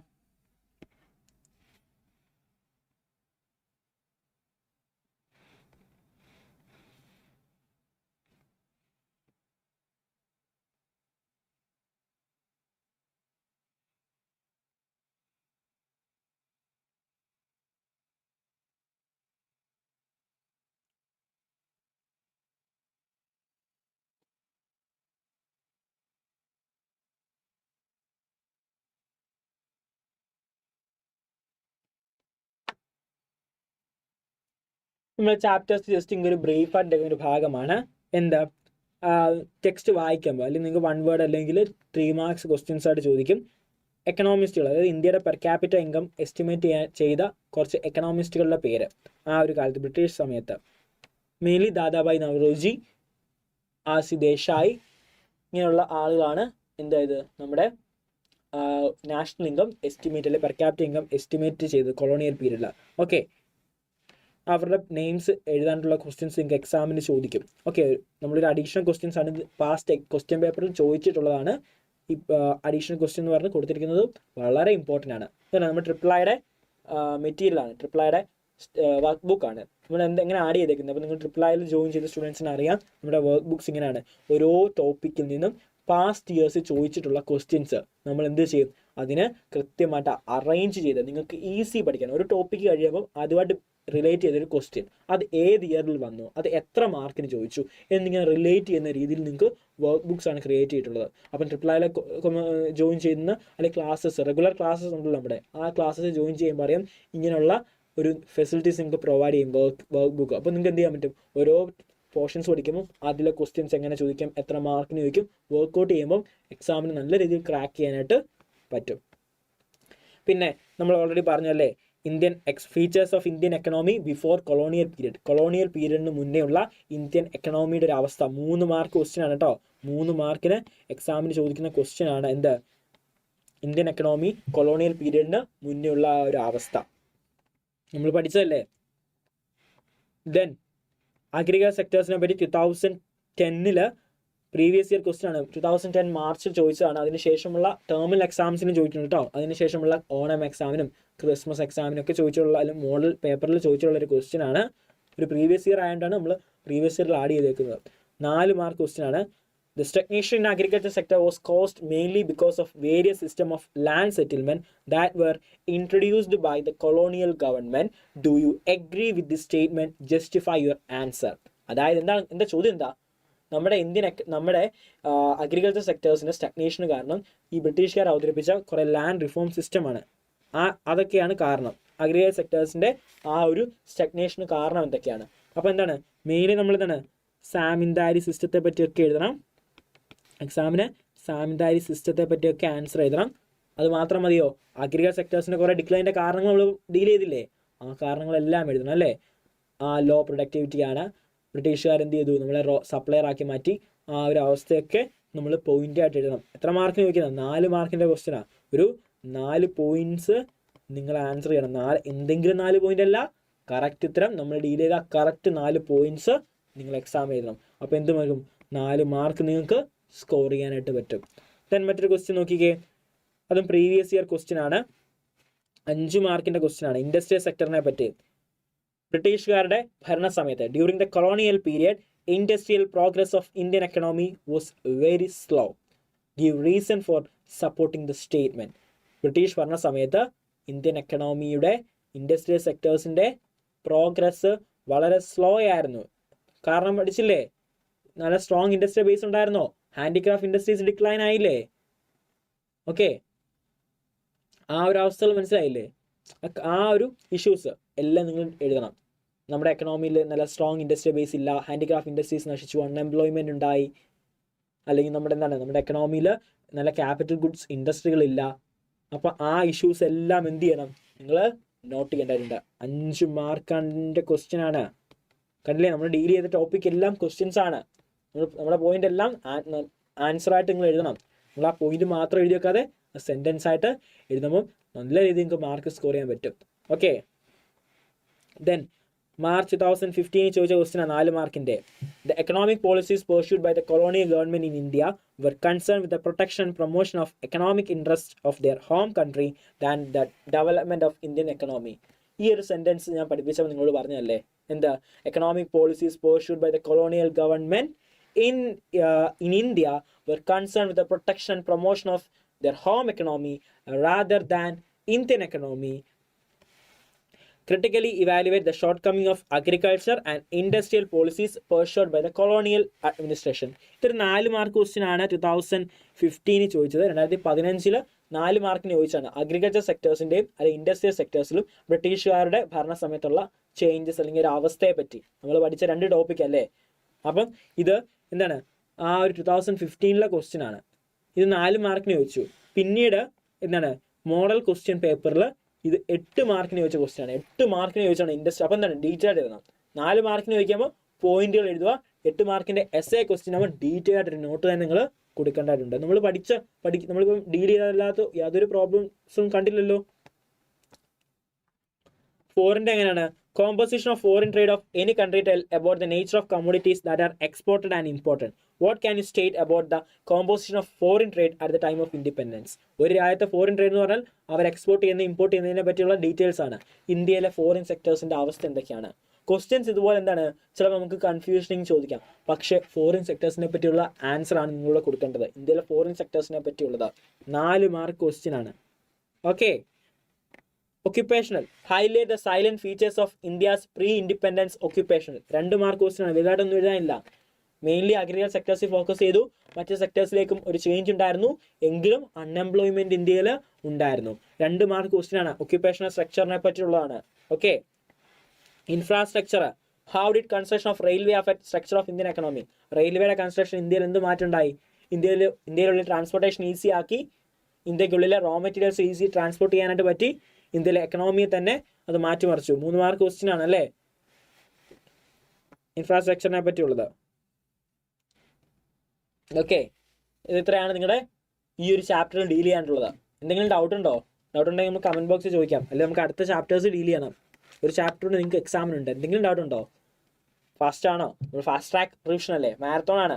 നമ്മുടെ റെഗുലർ ക്ലാസ് ഉണ്ട് കേട്ടോ. +1 +2ൻ്റെ നമ്മുടെ റെഗുലർ ക്ലാസ് ഉണ്ട്. ആ ക്ലാസ്സുകളിൽ നമ്മൾ ഈ ടോപ്പിക്സ് എല്ലാം നല്ല ഡീപ്പായിട്ട് എന്താണ് നല്ല ഡെപ്തിൽ നമ്മൾ ഡിസ്കസ് ചെയ്ത് പോയാണ്. അപ്പോൾ ഈ ഓൺലൈൻ മാരത്തോണിൽ നമ്മൾ മാക്സിമം നമ്മൾ എന്ത് ചെയ്യുന്നുണ്ട് ഓരോ പോയിന്റുകൾ. കാരണം ആ ക്ലാസ്സിൽ പറഞ്ഞ പോയിന്റുകൾ തന്നെയാണ് ഇതിൽ കാണിക്കുന്ന PPT തന്നെയാണ് നിങ്ങൾക്ക് പ്രസന്റ് ചെയ്തിരിക്കുന്നത്. പക്ഷേ ആ ഒരു സ്പീഡിന്റെ ചേഞ്ച് മാത്രമേ ഉള്ളൂ. നിങ്ങൾക്കെല്ലാം റെഡിയാണോ? മനസ്സിലാവുന്നുണ്ടോ? ഇത് നമുക്ക് അടുത്ത ചാപ്റ്റർ ഡീൽ ചെയ്യുന്നതിന് ജസ്റ്റ് ഒരു ബ്രേക്ക് എടുത്തിട്ട് അടുത്ത ചാപ്റ്ററിലേക്ക് കയറാം. എന്തെങ്കിലും ഡൗട്ട് ഉണ്ടെങ്കിൽ ചോദിക്കണേ.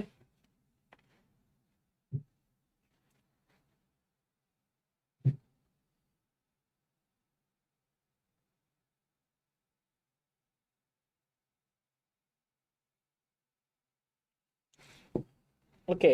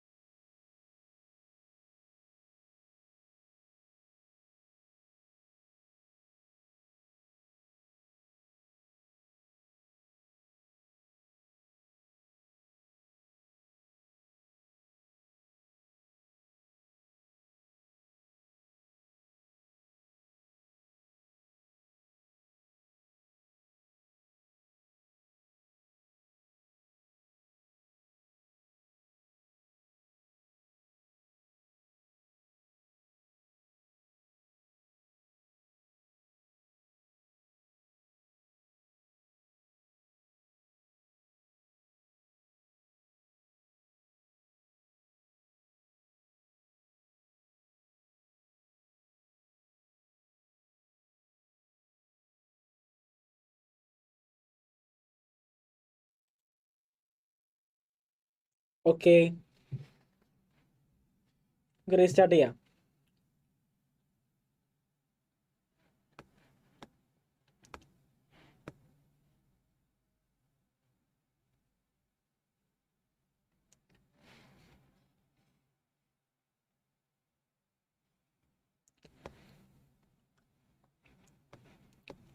ലാസ്റ്റായിട്ട് നമുക്ക് ആ ഒരു ചാപ്റ്ററിൻ്റെ ആ ഒരു സമ്മറി ഒന്ന് നോക്കാം. ആ ഒരു ചാപ്റ്ററിൻ്റെ സമ്മറി. ഓക്കെ,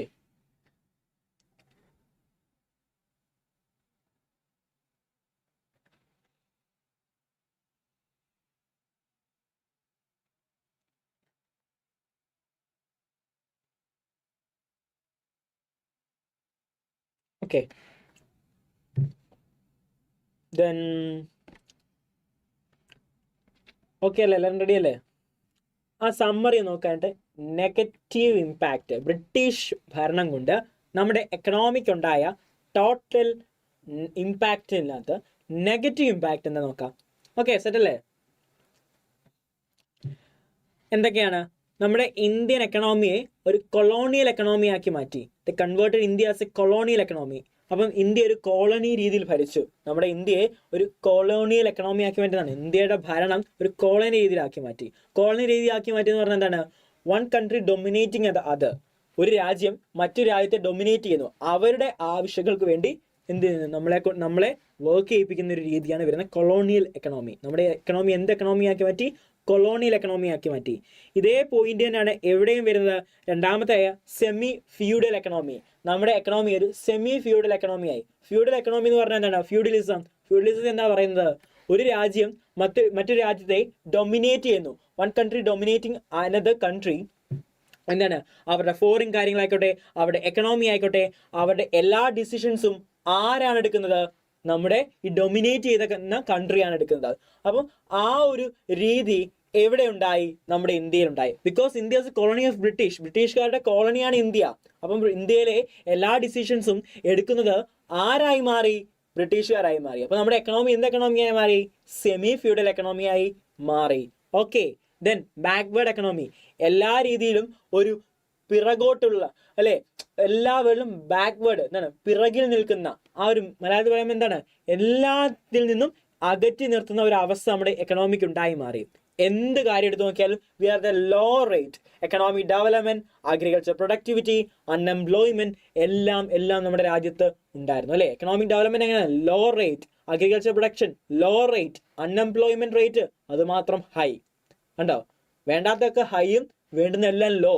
ആ ഒരു അവസ്ഥയായിരുന്നു നമ്മുടെ എക്കണോമിയിൽ ഉണ്ടായിരുന്നത്. മനസ്സിലാവുന്നുണ്ടോ? ആ ഒരു രീതിയായിരുന്നു. ഇന്ത്യ ഒരു ബാക്ക്വേർഡ് എക്കണോമി ആയി മാറി. ഓക്കെ, നിങ്ങൾക്ക് എക്സാമിന് ചോദിക്കുന്ന ക്വസ്റ്റ്യൻ ആണ്.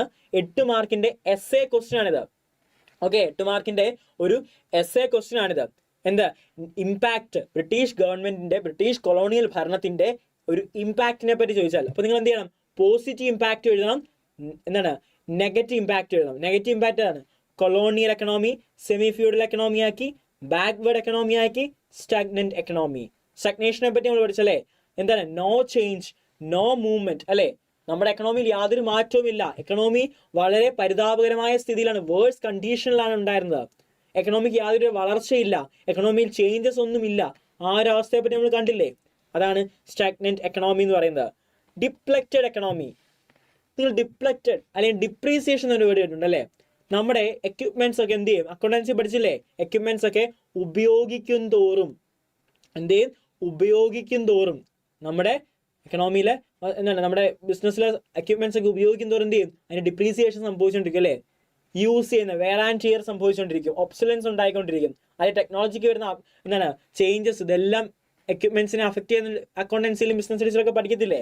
നമ്മുടെ ഈ എന്താണ് വർക്ക് ലോഡ് കൂടുതലാണ്. നമ്മുടെ ഇൻഡസ്ട്രികൾ അല്ലെങ്കിൽ നമ്മുടെ അഗ്രികൾച്ചർ സെക്ടേഴ്സ് യൂസ് ചെയ്യുന്ന എക്യുപ്മെന്റ്സിനുള്ള വർക്ക് ലോഡ്സ് കൂടുതലാണ്.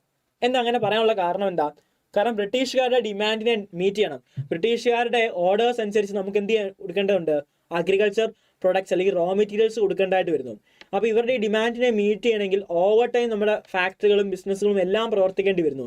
ഇങ്ങനെ വരുമ്പോൾ നമ്മുടെ കയ്യിൽ ഓൾറെഡി ഔട്ട്ഡേറ്റഡ് എക്യുപ്മെന്റ്സ് ആണ്. ഇതെന്ത് ചെയ്യുന്നു? വീണ്ടും വർക്ക് ചെയ്യേണ്ടതായിട്ട് വരുമ്പം അതിന് എന്താണ് ഡിപ്ലേഷൻ സംഭവിക്കുന്നു. അതുകൊണ്ട് ഡിപ്ലക്റ്റഡ് എക്കണോമി എന്ന് വിളിക്കുന്നു. ആംപ്യൂട്ടേറ്റഡ് എക്കണോമി. ബ്രിട്ടീഷുകാർ ഇന്ത്യയിൽ വന്നിട്ട് മനസ്സിലാക്കിയ കാര്യം നമ്മളുടെ കാസ്റ്റ് സിസ്റ്റം ഉണ്ട്, അല്ലെങ്കിൽ ക്ലാസ് സൊസൈറ്റിയിൽ ഒരു ക്ലാസിഫിക്കേഷൻ ഉണ്ടെന്ന് മനസ്സിലാക്കി. ഇതാരും മുതലെടുത്തു? ബ്രിട്ടീഷുകാർ മുതലെടുക്കുന്നു. നമ്മുടെ എക്കണോമി ഒരു ഡിവൈഡ് ചെയ്ത് ഭരിക്കാൻ തുടങ്ങി. ക്ലാസ്, കാസ്റ്റ്, റിലീജിയൻ ഇങ്ങനെ അല്ലെങ്കിൽ ഒക്കെ ഒരു ബേസിസിൽ നമ്മളെ ഡിവൈഡ് ചെയ്ത്, കാരണം നമ്മുടെ ഇടയിൽ അങ്ങനെ ഒരു പ്രശ്നമുണ്ടെന്ന് മനസ്സിലാക്കി അതിനെ മുതലെടുത്ത് നമ്മളെ ഡിവൈഡ് ചെയ്ത് എന്താണ് ഒരു ഭരണം ആര് നടത്തി? ബ്രിട്ടീഷുകാർ നടത്തി. ഓക്കെ, ആംബിറ്റേറ്റഡ് എക്കണോമി ആക്കി മാറ്റി. ഇതൊക്കെയായിരുന്നു ബ്രിട്ടീഷ് ഭരണങ്ങളുണ്ടായ നെഗറ്റീവ് ഇമ്പാക്റ്റുകൾ. What are the positive impact? British ഭരണങ്ങളുണ്ടായ പോസിറ്റീവ് ഇമ്പാക്റ്റുകൾ എന്തൊക്കെയാണ്? റെയിൽവേ. നമ്മുടെ ഇന്ത്യയിൽ ഫസ്റ്റ് റെയിൽവേ സ്റ്റാർട്ട് ചെയ്ത് 1815 അത് ആര് സ്റ്റാർട്ട് ചെയ്തതാണ്? ബ്രിട്ടീഷുകാർ സ്റ്റാർട്ട് ചെയ്തതാണ്. ഓക്കെ, അപ്പോൾ എന്താണ് റെയിൽവേ എന്ന് പറഞ്ഞൊരു സിസ്റ്റം? അത് നമുക്ക് ഓൾറെഡി ഞാൻ പറഞ്ഞു, നമ്മുടെ ബെനിഫിറ്റിന് വേണ്ടി അല്ല, അവർക്ക് ഈസിലി ട്രാൻസ്പോർട്ടേഷൻ അല്ലെങ്കിൽ റോ മെറ്റീരിയൽസ് പോർട്ടിലേക്ക് എത്തിക്കാൻ വേണ്ടിയാണ് അവർ റെയിൽവേസ് സ്റ്റാർട്ട് ചെയ്തത്. ബട്ട് റെയിൽവേ എന്ന് പറയുന്ന ഒരു ബേസ് നമ്മുടെ രാജ്യത്ത് ഇടാനായിട്ട് ആര് ഹെൽപ്പ് ചെയ്തു? ബ്രിട്ടീഷുകാർ ഹെൽപ്പ് ചെയ്തു. അതിൻ്റെ ബാക്കിയായിട്ടാണ് നമ്മൾ പിന്നെ റെയിൽവേ ലൈൻസ് ഒക്കെ പണിതും റെയിൽവേ സിസ്റ്റംസ് എന്ത് ചെയ്യുന്നത്? അപ്ഗ്രേഡ് ചെയ്തത്. Then commercialisation of agriculture.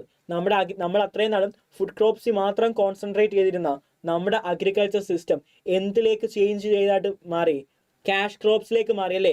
Agriculture മേഖലയിലും ഒരു വ്യവസായമുണ്ട്, ഒരു കൊമേഴ്ഷ്യലൈസേഷൻ ഉണ്ട്, ഒരു കൊമേഴ്സ് ഉണ്ട്, അല്ലെങ്കിൽ ഇൻഡസ്ട്രി ബേസ് ഉണ്ട് എന്ന് ആർക്ക് മനസ്സിലാക്കാൻ പറ്റി? ഒരു ബിസിനസ് ഉണ്ടെന്ന് ആർക്ക് മനസ്സിലാക്കാൻ പറ്റി? നമ്മളെ പഠിപ്പിച്ചു ബ്രിട്ടീഷുകാർ.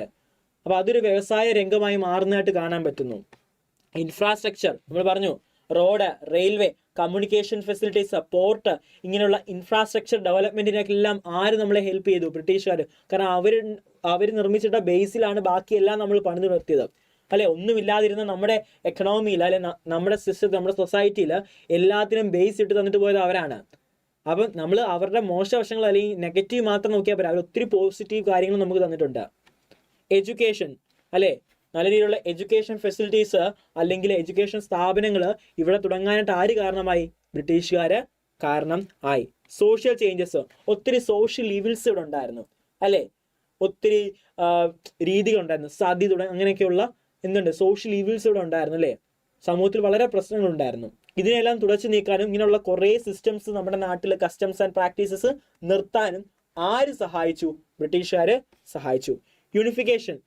ഇന്ത്യ എന്ന് പറഞ്ഞാൽ വളരെയേറെ പ്രിൻസ്ലി സ്റ്റേറ്റ്സ് ആയിരുന്നു. നമ്മൾ ഒത്തൊരുമയോടെ നിൽക്കാനും ഇന്ത്യ എന്ന് പറഞ്ഞ രാജ്യമായി മാറാനും ആര് സഹായിച്ചു? ബ്രിട്ടീഷുകാർ. അവർക്കെതിരെ പോരാടുന്നവരെല്ലാം ഒരുമിച്ച് നിന്നാണ് അവസാനം ഇന്ത്യ എന്ന് പറഞ്ഞ രാജ്യമായിട്ട് മാറിയത്. ഓക്കെ, അവരുടെ അഡ്മിനിസ്ട്രേഷൻ എങ്ങനെയുള്ള അഡ്മിനിസ്ട്രേഷൻ ആയിരുന്നു? Strong and efficient administration. ഒന്ന് ആലോചിച്ച് നോക്കിയേ, നമ്മുടെ ജനസംഖ്യയുടെ പകുതി പോലും ഇല്ലാത്ത ഒരാളുകളാണ് നമ്മളെ വന്ന് എന്ത് ചെയ്തത്? റൂൾ ചെയ്തത്. ഓക്കെ, ആ ഒരു അവസ്ഥ ഒന്ന് നമ്മൾ കൃത്യമായിട്ട് നോക്കുക. നമ്മുടെ പോപ്പുലേഷൻ്റെ പകുതിയൊക്കെ ആരുള്ളൂ ബ്രിട്ടനൊക്കെ. അപ്പോൾ അത്രയും പോലും ഇല്ല. പക്ഷേ നമ്മളെ അവർ റൂൾ ചെയ്തു. നമ്മളെല്ലാവരും ഒരുമിച്ച് ഇന്ന് സത്യം പറഞ്ഞ എന്താണ്, അവരെ നമുക്ക് എന്നേ ഓടിക്കാൻ പറ്റും. നമ്മൾ ബുദ്ധിയില്ലാത്തവരായിരുന്നു, അതുകൊണ്ട് സാറേ അവരിവിടെ നിന്ന് പോയി എന്ന് മാത്രം പറയാം അല്ലേ? ആ ഒരു അവസ്ഥയാണ്. കാരണം അവർക്ക് നല്ല സ്ട്രോങ് ആൻഡ് എഫിഷ്യൻ്റ് എല്ലാ കാര്യങ്ങളും കോർഡിനേറ്റ് കൊണ്ടുപോകാനുള്ള ഒരു നല്ല ലീഡർഷിപ്പ് പവർ അവർക്കുണ്ടായിരുന്നു. അവർക്ക് സ്ട്രോങ് ആൻഡ് എഫിഷ്യൻ്റ് ഐഡിയാസ് അവർക്കുണ്ടായിരുന്നു. അതുകൊണ്ട് നല്ല രീതിയിലുള്ള ഭരണം അവർക്ക് കാഴ്ചവെച്ചു. കാരണം നമ്മുടെ പിന്നീടുള്ള അഡ്മിനിസ്ട്രേഷൻസ് ഒക്കെ എന്താണ്, അവരെ ഒന്ന് ഇൻസ്പയർ ചെയ്തുണ്ടായതൊക്കെ തന്നെയാണ്. കാരണം അവർ നല്ല കുറേ അഡ്മിനിസ്ട്രേറ്റീവ് സ്കിൽസ് നമുക്ക് തന്നിട്ട് പോയി. അവരുടെ ആ യൂണിഫിക്കേഷൻസും ആ ഒരു എഫിഷ്യൻസിയും നമുക്ക് കുറേ ഒരു ടീച്ചിങ് ആയി മാറി. ഓക്കെ, അപ്പോൾ ഇതൊക്കെയാണ് അവരുടെ പോസിറ്റീവ് ഇമ്പാക്റ്റ്, ബ്രിട്ടീഷ് റൂൾ കൊണ്ടുള്ള പോസിറ്റീവ് ഇമ്പാക്റ്റുകൾ.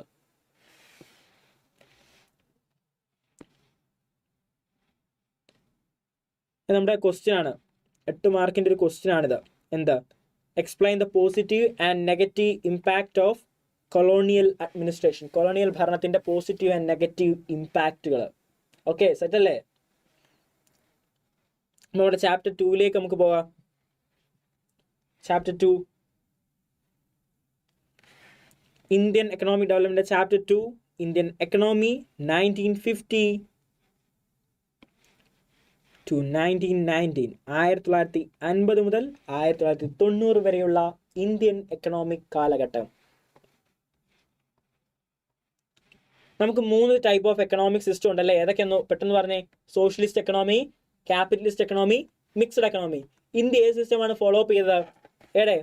ഇന്ത്യ ഏത് സിസ്റ്റമാണ് ഫോളോ അപ്പ് ചെയ്തത്? ഇന്ത്യ ഒരു മിക്സ്ഡ് എക്കണോമി ആയിരുന്നല്ലേ? ഇന്ത്യൻ എക്കണോമി നമ്മൾ എന്ത് ചെയ്തു? നമ്മുടെ ജവഹർലാൽ നെഹ്റുവിൻ്റെ നേതൃത്വത്തിൽ ആ ഇന്ത്യക്ക് ഇൻഡിപെൻഡൻസ് കിട്ടിയിട്ട് ഫസ്റ്റ് ക്യാബിനറ്റ് മിനിസ്റ്റേഴ്സ് അല്ലെങ്കിൽ ക്യാബിനറ്റ് കമ്മിറ്റി കൂടിയപ്പം അവർ തീരുമാനിച്ചൊരു ഇഷ്യൂ ഫേസ് ചെയ്തത് ഇന്ത്യയിൽ ഏത് എക്കണോമിക് സിസ്റ്റം ഫോളോ അപ്പ് ചെയ്യണമെന്നാണ്. നമ്മുടെ മുന്നിൽ അന്നുണ്ടായിരുന്ന സോഷ്യലിസ്റ്റ് എക്കണോമിക് സിസ്റ്റവും ക്യാപിറ്റലിസ്റ്റും ആയിരുന്നു. ഓക്കെ, സോഷ്യലിസ്റ്റും ഉണ്ട്, ക്യാപിറ്റലിസ്റ്റ്, രണ്ട് എക്കണോമിക് സിസ്റ്റംസ് നമ്മുടെ മുന്നിലുണ്ടായിരുന്നു. ഇതിൽ ഏത് തിരഞ്ഞെടുക്കണം എന്നുള്ള ഒരു പ്രശ്നം നമ്മുടെ മുന്നിലുണ്ട്. രണ്ടിനും അതിൻ്റെതായിട്ടുള്ള മെറിറ്റ്സ് ആൻഡ് ഡീമെറിറ്റ്സ് ഉണ്ട്. സോഷ്യലിസ്റ്റ് ആയാൽ അത് ഇഷ്യൂസ് ആണ്, ഓവർ ഗവൺമെൻറ് കൺട്രോൾ ആവും, നമ്മുടെ എക്കണോമി വളരെ വേഴ്സ് കണ്ടീഷനിൽ നിൽക്കുകയാണ്, എല്ലാ രീതിയിലും തകർന്നു നിൽക്കുന്ന ഒരു എക്കണോമിയെ സോഷ്യലിസ്റ്റുമായിട്ട് മുന്നോട്ട് പോകാൻ പാടാണ്, ഗവൺമെൻറ് തന്നെ ചെയ്യാൻ പാടാണ്. ദെൻ അതൊരു ക്യാപിറ്റലിസ്റ്റ് ആക്കി മാറ്റിയാൽ അതും ബുദ്ധിമുട്ടാണെന്ന് ആർക്ക് മനസ്സിലായി? നമ്മുടെ ഗവൺമെൻറ്റിന് മനസ്സിലാക്കി. ദെൻ അവർ ഈ രണ്ട് ഫോംസൂടെ ചേർത്തുള്ള മിക്സഡ് എക്കണോമിക് സിസ്റ്റത്തിനെ ഫോളോ അപ്പ് ചെയ്തു. മിക്സഡ് എക്കണോമിക് സിസ്റ്റം എന്താണ്? സോഷ്യലിസ്റ്റിൻ്റെയും ക്യാപിറ്റലിസ്റ്റിൻ്റെയും നല്ല വശങ്ങൾ ചേർത്തുള്ള ഒരു എക്കണോമിക് സിസ്റ്റമാണ് എന്ത്? മിക്സഡ് എക്കണോമിക് സിസ്റ്റം എന്ന് പറയുന്നത്. Mixed economic system. ഓക്കെ, നമ്മുടെ എക്കണോമിയിൽ 3 ടൈപ്പ് പ്രോബ്ലംസ് ഇല്ലേ? ജസ്റ്റ് ഒന്ന് ഓടിച്ചു നോക്കിക്കേ. എന്താണ്? എന്ത് ടൈപ്പ് ഓഫ് ഗുഡ്സ് പ്രൊഡ്യൂസ് ചെയ്യണം, what to produce, how to produce, for whom to produce. ഇങ്ങനെയുള്ള പ്രോബ്ലംസ് നമ്മുടെ എക്കണോമി ഉണ്ട് അല്ലേ? എക്കണോമിയിലെ 3 സെൻട്രൽ എക്കണോമിക് പ്രോബ്ലംസ് അല്ലേ? 10th വരെയൊക്കെ സോഷ്യൽ സ്റ്റഡീസിനകത്തും അല്ലെ എക്കണോമിക്സ് പഠിച്ചവർക്കും അറിയാം. സോഷ്യൽ സ്റ്റഡീസിലൊക്കെ പഠിച്ചതാണ് സെൻട്രൽ എക്കണോമിക് പ്രോബ്ലംസ്. ഓക്കെ, എന്താണ് നമ്മുടെ റെഗുലർ ബാച്ചിലൊക്കെ ആണെങ്കിൽ ഡീറ്റെയിൽ ആയിട്ട് ഇത് ഇങ്ങനെ പോകും. ഓക്കെ, കാരണം നമുക്ക് ഒരു ജസ്റ്റ് ബേസ് എത്തിക്കാനുള്ളൊരു കാര്യങ്ങളാണ് ഇതൊക്കെ. അപ്പം നമ്മുടെ എന്തിനൊരു പ്ലാനിങ് വേണം അല്ലേ? നിങ്ങൾ ബിസിനസ് സ്റ്റഡീസിനകത്ത് പ്ലാനിങ് ചാപ്റ്റർ കവറപ്പ് ചെയ്തോ? പ്ലാനിങ് ചാപ്റ്റർ സ്കൂളിലോ അല്ലെങ്കിൽ നമ്മുടെ മാരത്തോണിലൊക്കെ കവറപ്പ് ചെയ്തില്ലേ? ആ പ്ലാനിങ് ചാപ്റ്റേഴ്സ് എന്താ പറയുന്നത്? എന്താണ്? നമുക്ക് എന്തിനൊരു പ്ലാനിങ് വേണം. പ്ലാനിങ് ഇല്ലാതെ നമുക്ക് ജീവിതം മുന്നോട്ട് പോകാൻ പാടില്ല. നമ്മുടെ എക്കണോമി വളരെ വേഴ്സ് ആയിട്ടിരിക്കുന്ന ഒരു കണ്ടീഷനിൽ നമ്മുടെ എക്കണോമി നമുക്ക് കുറച്ച് ഗോൾസ് അച്ചീവ് ചെയ്യണം. നമ്മുടെ ഗവൺമെൻറ്റിൻ്റെ മുന്നിൽ കുറച്ച് ഗോൾസ് ഉണ്ട്. ഈ ഗോൾസ് അച്ചീവ് ചെയ്യണമെങ്കിൽ കൃത്യമായിട്ടുള്ള പ്ലാനിങ് നമുക്ക് ആവശ്യമാണ് അല്ലേ? അപ്പോൾ നമ്മുടെ എക്കണോമിക് പ്ലാനിങ് വേണം അല്ലേ? നമ്മുടെ ഗോൾസ്, നമ്മുടെ ഗവൺമെൻറ്റിൻ്റെ എക്കണോമിയിലുള്ള ജനറൽ ഗോൾസും അല്ലെങ്കിൽ കുറച്ച് സ്പെസിഫൈഡ് ഒബ്ജക്റ്റീവ്സും ഉണ്ട്. ഇത് ഒരു ടൈം ലിമിറ്റിനുള്ളിൽ അച്ചീവ് ചെയ്യണമെങ്കിൽ കൃത്യമായിട്ടുള്ള പ്ലാനിങ് ആവശ്യമാണ്. അപ്പോൾ ഒരു എക്കണോമിയെ പറ്റി കൃത്യമായിട്ട് എന്ത് വേണം?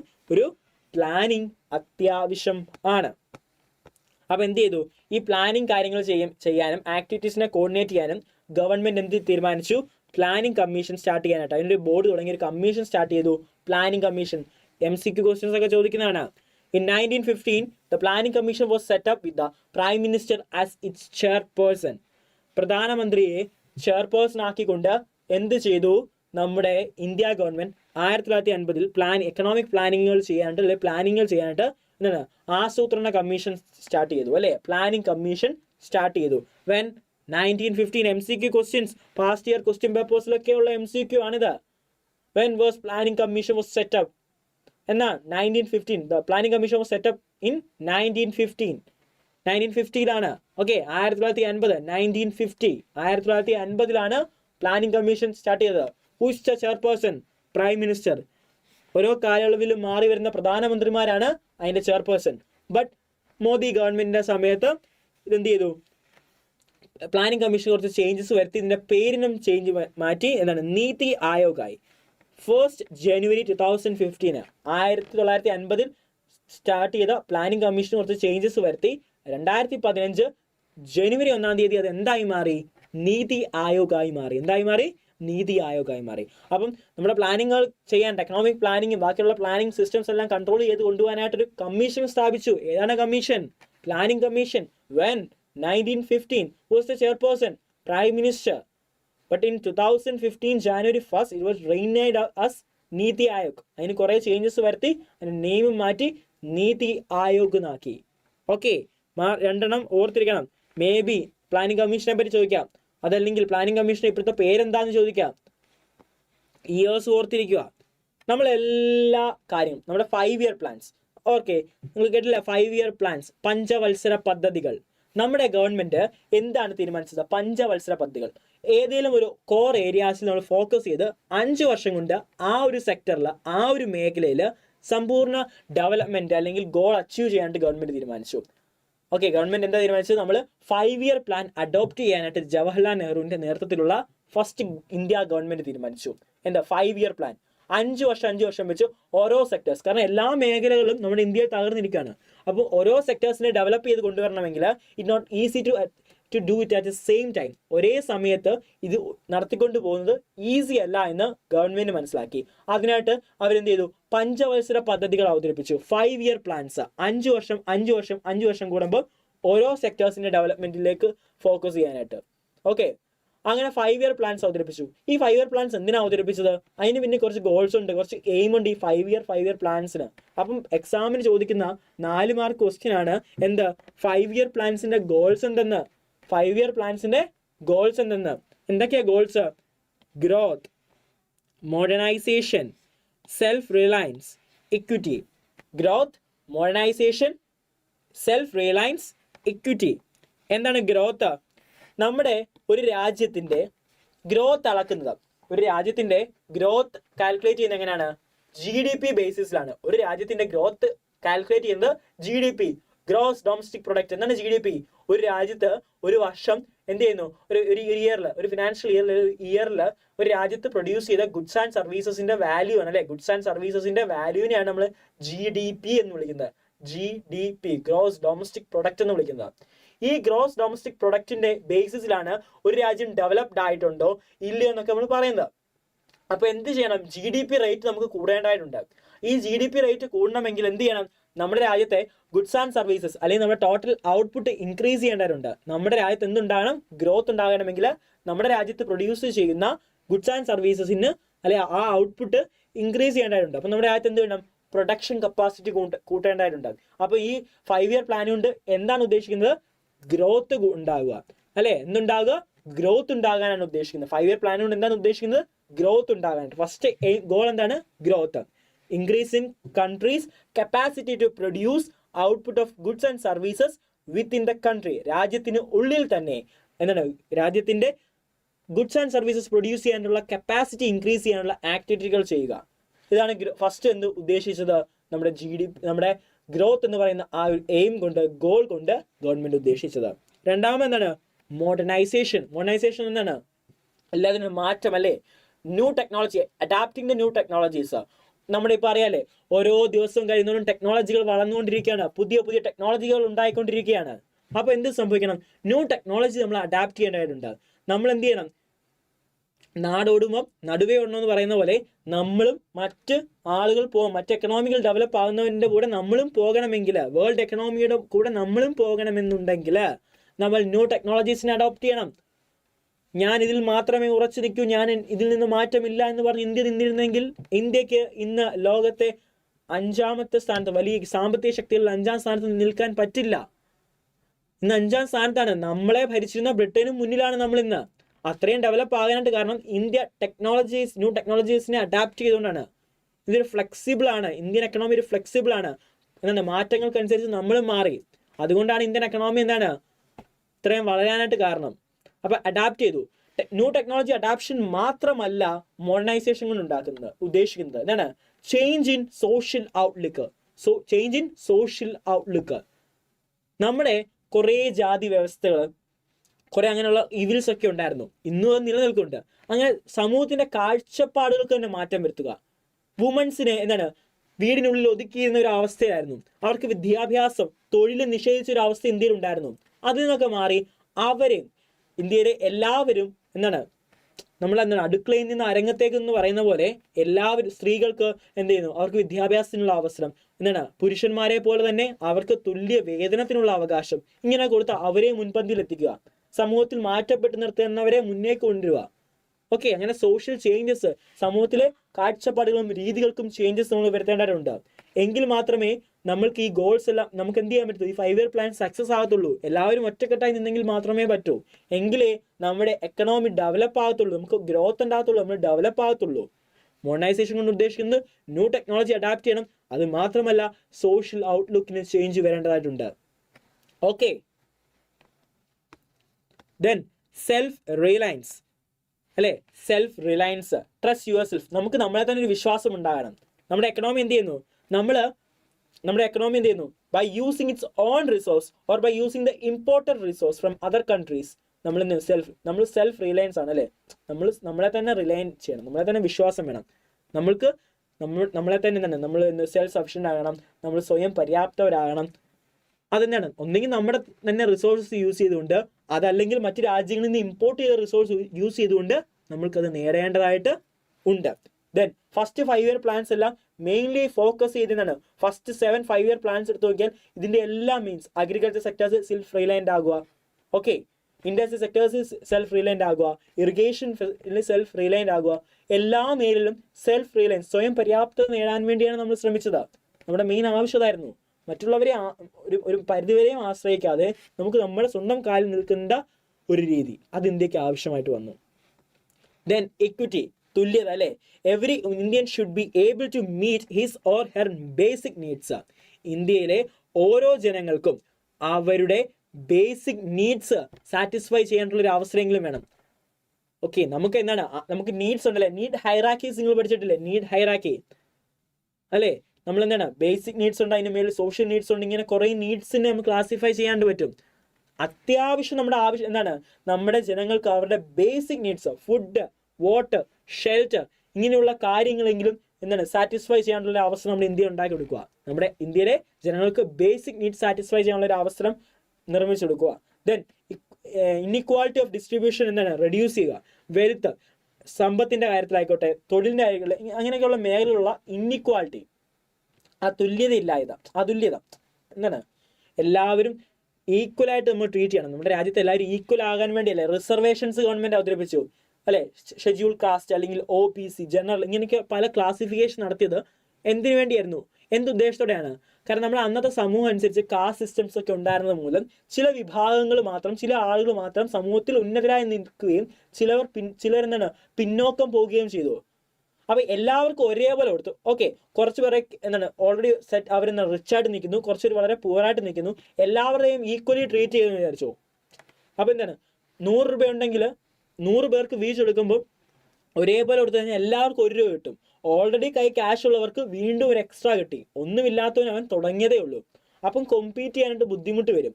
ഗവൺമെന്റ് എന്ത് ചെയ്തു, അതിന് പ്രൊപ്പോർഷനേറ്റ് ബേസ് ആയിട്ട് റിസർവേഷൻസ് അവതരിപ്പിച്ചതാണ്. ഈ ഉള്ളവർക്ക് കൊടുക്കുന്നതും ഇല്ലാത്തവർക്ക് കൊടുക്കുന്നതും തമ്മിൽ ഒരു പ്രൊപ്പോർഷനേറ്റ് ആയിരിക്കണം. അവരെ ഒരേപോലെ എത്തിക്കാനായിട്ട് ശ്രമിക്കണം. ആ റിസർവേഷൻസും കാര്യങ്ങളും അവതരിപ്പിച്ചതാണ്. ഇൻഇക്വാളിറ്റി ഇൻ വെൽത്ത് ഇല്ലാതാക്കി. വെൽത്തിലുള്ള നമ്മുടെ സമ്പത്തിന്റെ കാര്യത്തിൽ ആളുകളുടെ ഇടയിലുള്ള ആ ഒരു വേർതിരിവ് ഇല്ലാതാക്കാനായിട്ട് ഗവൺമെന്റിന് പ്രവർത്തിക്കേണ്ടതായിട്ടുണ്ടായിരുന്നു. ദെൻ എന്ത് ചെയ്യുന്നു, നമ്മുടെ നമ്മുടെ ബെനിഫിറ്റുകൾ, എക്കണോമിക് പ്രോസ്പെറിറ്റി അല്ലെങ്കിൽ എക്കണോമിക് ബെനിഫിറ്റുകൾ സമൂഹത്തിലെ എല്ലാവർക്കും കിട്ടുന്ന രീതിയിൽ പ്രാവർത്തികമാക്കുക. ഇതൊക്കെയായിരുന്നു ഗവൺമെന്റിന്റെ ഉദ്ദേശങ്ങൾ. ഇക്വിറ്റി കൊണ്ട് എല്ലാവരെയും തുല്യരാകുക, എല്ലാവർക്കും വേണ്ട ബേസിക് നീഡ്സ് അവർക്ക് സാറ്റിസ്ഫൈ ചെയ്യാൻ പറ്റുക, ഇതൊക്കെയായിരുന്നു ആവശ്യമായിട്ടുണ്ടായിരുന്നത്. ദെൻ അഗ്രികൾച്ചർ സെക്ടേഴ്സിന്റെ പ്രൊമോഷന് വേണ്ടി ഗവൺമെന്റ് എന്തെല്ലാം കാര്യങ്ങൾ ചെയ്തു? അഗ്രികൾച്ചർ സെക്ടേഴ്സിന്റെ ലാൻഡ് സീലിംഗ് അല്ലെ, ഗവൺമെന്റ് ചെയ്ത ലാൻഡ് സീലിംഗ് ചെയ്തു. ഗവൺമെന്റ് ചെയ്ത ലാൻഡ് റിഫോംസ് ആണ് അല്ലെ. അഗ്രികൾച്ചർ സെക്ടേഴ്സിനെ ഉയർത്തിക്കൊണ്ടുവരാൻ ഗവൺമെന്റ് ചെയ്താണ് ഫസ്റ്റ് ലാൻഡ് സീലിംഗ്. എന്താണ് ലാൻഡ് സീലിംഗ് കൊണ്ട് ഉദ്ദേശിക്കുന്നത്? ഗവൺമെന്റ് ഫിക്സ് ചെയ്തു ഒരു ഇൻഡിവിജ്വലിന് കൈവശം വെക്കാൻ പറ്റുന്ന ലാൻഡിന്റെ അളവിന്, ഒരു ഇൻഡിവിജ്വലിന് കൈവശം വെക്കാൻ പറ്റുന്ന ലാൻഡിന്റെ കപ്പാസിറ്റി ഗവൺമെന്റ് ഫിക്സ് ചെയ്തു. How much of land one can hold, എത്ര ലാൻഡ് ഹോൾഡ് ചെയ്യാൻ പറ്റും എന്ന റെസ്ട്രിക്ഷൻ വെച്ചു. പക്ഷേ ഇത് ഇംപ്ലിമെന്റ് ചെയ്യാൻ കുറച്ച് ഡിലേ വന്നു. കുറേ റിച്ച് ഫാമേഴ്സ് അല്ലെ സാമിന്ദാസ് കൊണ്ട് കേസ് കൊടുത്തു. കാരണം അന്നത്തെ കാലത്ത് ചില ആളുകളുടെ മാത്രമേ ഭൂമി ഉള്ളായിരുന്നു. ബാക്കിയുള്ളവർ സ്വന്തം താമസിക്കുന്നതും കൃഷി ചെയ്യുന്നതും മറ്റുള്ളവരിൽ നിന്ന് വാടകയ്ക്ക് പാട്ടത്തിനെടുത്ത ഭൂമികളിലാണ്. അപ്പോൾ അതൊക്കെ വളരെ ബുദ്ധിമുട്ടാണ്. അപ്പം എല്ലാവരെയും ഈക്വലി ട്രീറ്റ് ചെയ്യാനായിട്ട് ഗവൺമെന്റ് എന്ത് ചെയ്തു, ഈ ലാൻഡ് സീലിംഗ് അല്ലെ ഒരു ലിമിറ്റ് വെച്ചിട്ട് അതിൽ കൂടുതലുള്ളവരെ തന്നെ ഗവൺമെന്റ് അത് പിടിച്ചെടുത്തിട്ട് ഇല്ലാത്തവർക്ക് വീതിച്ചു കൊടുക്കുന്ന ഒരു സിസ്റ്റം കൊണ്ടുവന്നു. അങ്ങനെയാണ് നമ്മുടെ നാട്ടിൽ കുറേ ആളുകൾക്കും എന്താണ് സ്വന്തമായിട്ട് സ്ഥലങ്ങൾ ഉണ്ടായത്. അപ്പോൾ എന്താണ് കുറേ ആളുകൾ ഇതിനെതിരെ കോർട്ടിൽ പോയി കേസ് കൊടുത്തു. അത് കാരണം ഡിലേ ആയി. കോടതി കൊണ്ട് കേസ് കൊടുക്കുമ്പോൾ എന്ത് ചെയ്യും, സ്റ്റേ വരും, ഡിലേ ആകും. പിന്നെന്താണ് ലൂപ്പ് ഹോൾസ് ഉണ്ട്. നമ്മുടെ രാജ്യം ഡെവലപ്പായി വരുന്നേ ഉള്ളൂ, റൂൾസ് ആൻഡ് റെഗുലേഷൻസ് നിർമ്മിച്ചു വരുന്നേ ഉള്ളൂ. ലൂപ്പ് ഹോൾസ് ഉണ്ടല്ലേ, ഓരോ നിയമത്തിനിടയിലും ലൂപ്പ് ഹോൾസ് ഉണ്ട്. ഈ ലൂപ്പ് ഹോൾസ് എന്ത് ചെയ്യുന്നു, ഇത് കണ്ടുപിടിച്ച് അതുവഴി കുറേ പേര് സ്ഥലം സ്വന്തമാക്കിയവരുണ്ട്. അപ്പോൾ ഇതെല്ലാം സോൾവ് ചെയ്ത് വരേണ്ടതായിട്ടുണ്ട്. പക്ഷേ നമ്മുടെ കേരളയും വെസ്റ്റ് ബംഗാളുമാണ് സക്സസ്ഫുൾ ആയിട്ട് ഈ ലാൻഡ് സീലിംഗ് അല്ലെങ്കിൽ ലാൻഡ് റിഫോംസ് ഇംപ്ലിമെന്റ് ചെയ്ത 2 സ്റ്റേറ്റ്സ്. അപ്പം ഗവൺമെന്റ് അഗ്രികൾച്ചർ സെക്ടേഴ്സിന്റെ ഡെവലപ്മെന്റിന് വേണ്ടി എന്ത് ചെയ്തു, അഗ്രികൾച്ചർ സെക്ടേഴ്സിനെ പ്രൊട്ടക്ട് ചെയ്യാനായിട്ട് എന്ത് ചെയ്തു, ലാൻഡ് സീലിംഗ് റിഫോംസ് അവതരിപ്പിച്ചു. ലാൻഡ് സീലിംഗ് റിഫോംസ് ഇംപ്ലിമെന്റ് ചെയ്യാനായിട്ട് ഡിലേസ് ഉണ്ടായി. എന്ത് ചെയ്തു, കുറേ പേര് റിച്ച് ഫാമേഴ്സ് കൊണ്ട് കേസ് എന്താണ് ജുഡീഷ്യറിക്ക് മുന്നിൽ പോയി കേസ് കൊടുത്തു, സ്റ്റേകൾ വന്നു. ദെൻ എന്ത് സംഭവിച്ചു, ലൂപ്പ് ഹോൾസ് വഴി സാമിന്ദാസ് കുറേ ലാൻഡ് ഹോൾഡ് ചെയ്ത് വെച്ചു. പിന്നെ കേരള ആൻഡ് വെസ്റ്റ് ബംഗാൾ ആണ് സക്സസ്ഫുള്ളി ഇംപ്ലിമെന്റ് ചെയ്ത 2 സ്റ്റേറ്റ്സ്. MCQ ക്വസ്റ്റ്യൻ ചോദിക്കാം. ഗവൺമെന്റ് അഗ്രികൾച്ചർ പ്രൊമോഷന് വേണ്ടി അവതരിപ്പിച്ച മറ്റൊരു പദ്ധതി ഏതാണ്? Green revolution. ഏതാണ്? ഗ്രീൻ റവല്യൂഷൻ, ഹരിത വിപ്ലവം. എന്താണ് government HYV seed, high yield variety type of സീഡുകൾ അവതരിപ്പിച്ചു അല്ലേ? നല്ല ഈൽഡ് വരുന്ന നല്ല ഉൽപാദനക്ഷമതയുള്ള വിത്തുകൾ ഗവൺമെന്റ് അവതരിപ്പിക്കുകയും അത് യൂസ് ചെയ്ത് കൃഷി ചെയ്യാനായിട്ട് ഫാമേഴ്സിനെ എൻകറേജ് ചെയ്യുകയും അതുവഴി നല്ല ഈൽഡിങ്സ്, നല്ല വിളവുകൾ കൃഷിയിൽ ഉണ്ടാവുകയും അഗ്രികൾച്ചർ സെക്ടേഴ്സിന്റെ പ്രൊഡക്ടിവിറ്റി കൂടുകയും ചെയ്തു. ഓക്കെ, മാത്രമാണോ? ഫെർട്ടിലൈസേഴ്സ്, കെമിക്കൽ ഫെർട്ടിലൈസേഴ്സ് അല്ലെങ്കിൽ പല തരത്തിലുള്ള ഫെർട്ടിലൈസേഴ്സ് അവൈലബിൾ ആക്കി കൊടുത്തു. ദെൻ ഇറിഗേഷൻ ഫെസിലിറ്റീസ് കൂട്ടി. ഇങ്ങനെയുള്ള അഗ്രികൾച്ചർ സെക്ടേഴ്സിന്റെ പ്രൊമോഷന് വേണ്ടി ഗവൺമെന്റ് കുറേ കാര്യങ്ങൾ ചെയ്തു. ഇതിനെയാണ് ഗ്രീൻ റവല്യൂഷൻ അല്ലെങ്കിൽ ഹരിത വിപ്ലവം എന്നറിയപ്പെടുന്നത്. നമ്മുടെ അഗ്രികൾച്ചർ സെക്ടേഴ്സിന്റെ പ്രശ്നം നമ്മൾ പഠിച്ചു ബ്രിട്ടീഷ് ഭരണ സമയത്ത്. എന്താണ്? സ്റ്റഗ്നേഷൻ ആയിരുന്നു അല്ലേ? സ്റ്റഗ്നേഷൻ ഉണ്ടായിരുന്നു. അപ്പോൾ ആ ഒരു പ്രശ്നം എങ്ങനെ പെർമനന്റ്ലി ബ്രോക്കൺ ചെയ്യാനായിട്ട് ഗ്രീൻ റവല്യൂഷന് സഹായിച്ചു. ഗ്രീൻ റവല്യൂഷൻ കാര്യം അഗ്രികൾച്ചർ സെക്ടേഴ്സിന്റെ മുരടിപ്പ് ഇല്ലാതാക്കി മാറ്റി. എന്ത് ചെയ്തു? High yield variety of seeds use ചെയ്തു. HYV സീഡ്സുകൾ ഉപയോഗിച്ചു. ഇറിഗേഷൻ ഫെസിലിറ്റീസ് കൂടി, ഫെർട്ടിലൈസേഴ്സിന്റെ ഉപയോഗം കൂടി. ഇതെല്ലാം എന്ത് ചെയ്തു? ഇന്ത്യയെ ഒരു ഫുഡ് ഗ്രെയിൻസ് പ്രൊഡക്ഷന്റെ കാര്യത്തിൽ സെൽഫ് സഫിഷ്യന്റ് ആക്കാനായിട്ട് സഹായിച്ചു. ഇന്ത്യയെ ഫുഡ് ഗ്രെയിൻ പ്രൊഡക്ഷന്റെ കാര്യത്തിൽ സെൽഫ് സഫിഷ്യൻസി നേടാനായിട്ട്, സ്വയം പര്യാപ്തരാക്കാനായിട്ട് സഹായിച്ചു.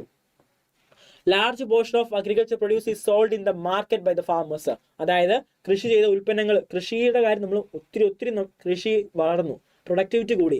കൃഷി ചെയ്ത ഉൽപ്പന്നങ്ങൾ മാർക്കറ്റിൽ വിറ്റ് ഫാമേഴ്സ് പ്രോഫിറ്റ് ഉണ്ടാക്കി. അവർക്ക് ആവശ്യമുള്ളത് അല്ലെങ്കിൽ മാർക്കറ്റിന് ആവശ്യമുള്ള പ്രൊഡക്റ്റ് നമ്മുടെ കയ്യിലുണ്ട്.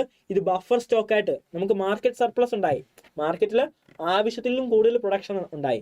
ഇതെന്ത് ചെയ്തു? ബഫർ സ്റ്റോക്കായിട്ട്. കാരണം ക്ഷാമകാലത്ത് നമ്മുടെ ഇവിടുത്തെ ഇഷ്യൂ എന്ന് പറഞ്ഞാൽ ക്ലൈമറ്റിക് ചേഞ്ച് ഒക്കെ ഉണ്ട്. ചില സമയം എല്ലാ സമയത്തും കൃഷിയില്ല, എല്ലാ സമയത്തും ഉൽപ്പന്നങ്ങളില്ല. ഇതൊക്കെ സ്റ്റോർ ചെയ്യാനുള്ള വെയർ ഹൗസിംഗ് ഒക്കെ സ്റ്റാർട്ട് ചെയ്തിട്ട് ബഫർ സ്റ്റോക്കുകളായിട്ട് കെപ്റ്റ് ചെയ്തു. ഓക്കെ, പക്ഷെ ഗ്രീൻ റവല്യൂഷന് കുറച്ച് പ്രശ്നം ഉണ്ടായിരുന്നു. എങ്കിലും അവിടെ small and big farmers disparity ഉണ്ടായിരുന്നു. കാരണം പണമുള്ളവരുടെ അവർക്ക് കൃഷി, ഇവർ ഇതെല്ലാം മുതലാക്കി HYV സീഡ്സ് വാങ്ങുക, ഫെർട്ടിലൈസേഴ്സ് വാങ്ങുക, അവർ കൃഷി ചെയ്യുക, അവർ വീണ്ടും വളർന്നുകൊണ്ടിരിക്കുക, അവർ റിച്ചായിട്ട് അങ്ങ് പോവുക. സ്മോൾ ഫാമേഴ്സിന് ലാൻഡ് കുറച്ചേ ഉള്ളൂ. ഈ HYV സീഡ്സോ ഫെർട്ടിലൈസേഴ്സോ വാങ്ങാനുള്ള കപ്പാസിറ്റി, ആക്സസിബിലിറ്റി ഇല്ലാതായി പോവുക, അവർ വീണ്ടും പൂറായിട്ട് കിടന്നു. അപ്പോഴും ഈ ഗ്രീൻ റവല്യൂഷൻ വന്നപ്പോഴും അഗ്രികൾച്ചർ സെക്ടേഴ്സ് ഡെവലപ്പായി, but rich and poor farmers disparity അവിടെ തന്നെ നിലനിന്നു. പിന്നെ ഈ HYV സീഡ്സ് നല്ല ഈൽഡൊക്കെ തരും, പക്ഷേ ഇതെന്താണ്? It is prone to attack by the pest. ഈ കീടങ്ങളുടെ ശല്യം അല്ലെങ്കിൽ കീടങ്ങളുടെ കയ്യിൽ നിന്നുള്ള ആക്രമണം നേരിടാനുള്ള ഒരു കഴിവില്ല. പെട്ടെന്ന് ഈ കീടങ്ങളുടെ ആക്രമണം ഉണ്ടാകാനുള്ള ചാൻസ് ഇതിന് കൂടുതലാണ്. Small farmers lose everything. ഇതെല്ലാം മൂലം സ്മോൾ ഫാമേഴ്സിന് നഷ്ടങ്ങൾ സംഭവിച്ചു. പിന്നെ ഗവൺമെന്റ് ലോ ഇൻട്രസ്റ്റ് റേറ്റിൽ ലോണൊക്കെ കൊടുക്കും, പലിശ കുറച്ച് ലോൺ കൊടുക്കും. പക്ഷേ ഇത് ആർക്കാണ് കൂടുതലായിട്ടും കിട്ടുന്നത്? Rich farmers. അവർക്ക് മാത്രമാണ് അതിന്റെ പ്രയോജനം ഉണ്ടായത്. ഓക്കെ, അഗ്രികൾച്ചർ സെക്ടേഴ്സിനെ പറ്റി നമ്മൾ ഡീൽ ചെയ്ത് കഴിഞ്ഞു.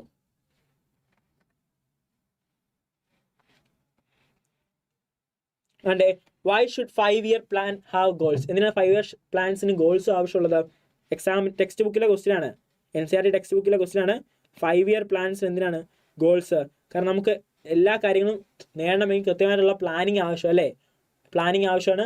ഗോൾസ് അച്ചീവ് ചെയ്യണമെങ്കിൽ, ഒരു സ്പെസിഫിക് ഒബ്ജക്റ്റീവ്സ് അച്ചീവ് ചെയ്യണമെങ്കിൽ പ്ലാനിങ് കൃത്യമായി ആവശ്യമാണ്. അപ്പം പ്ലാനിങ്ങിൻ്റെ ബെനിഫിറ്റ് കാര്യങ്ങൾ ജസ്റ്റ് ബ്രീഫായിട്ട് എഴുതണം. ടെക്സ്റ്റ് ബുക്ക് ക്വസ്റ്റ്യൻ ആണ്.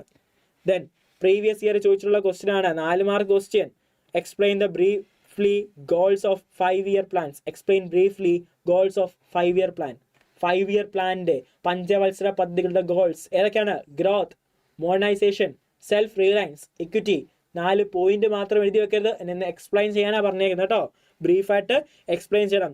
പോയിന്റ് എഴുതി കഴിഞ്ഞാൽ 1/2 മാർക്ക്, എക്സ്പ്ലെയിൻ ചെയ്ത് കഴിഞ്ഞാൽ 1/2 മാർക്ക് കൂടി, എങ്കിലേ ഓരോ പോയിന്റിനും 1 മാർക്ക് വെച്ച് കിട്ടത്തുള്ളൂ. ഓക്കെ, അപ്പോൾ എന്ത് ചെയ്യണം?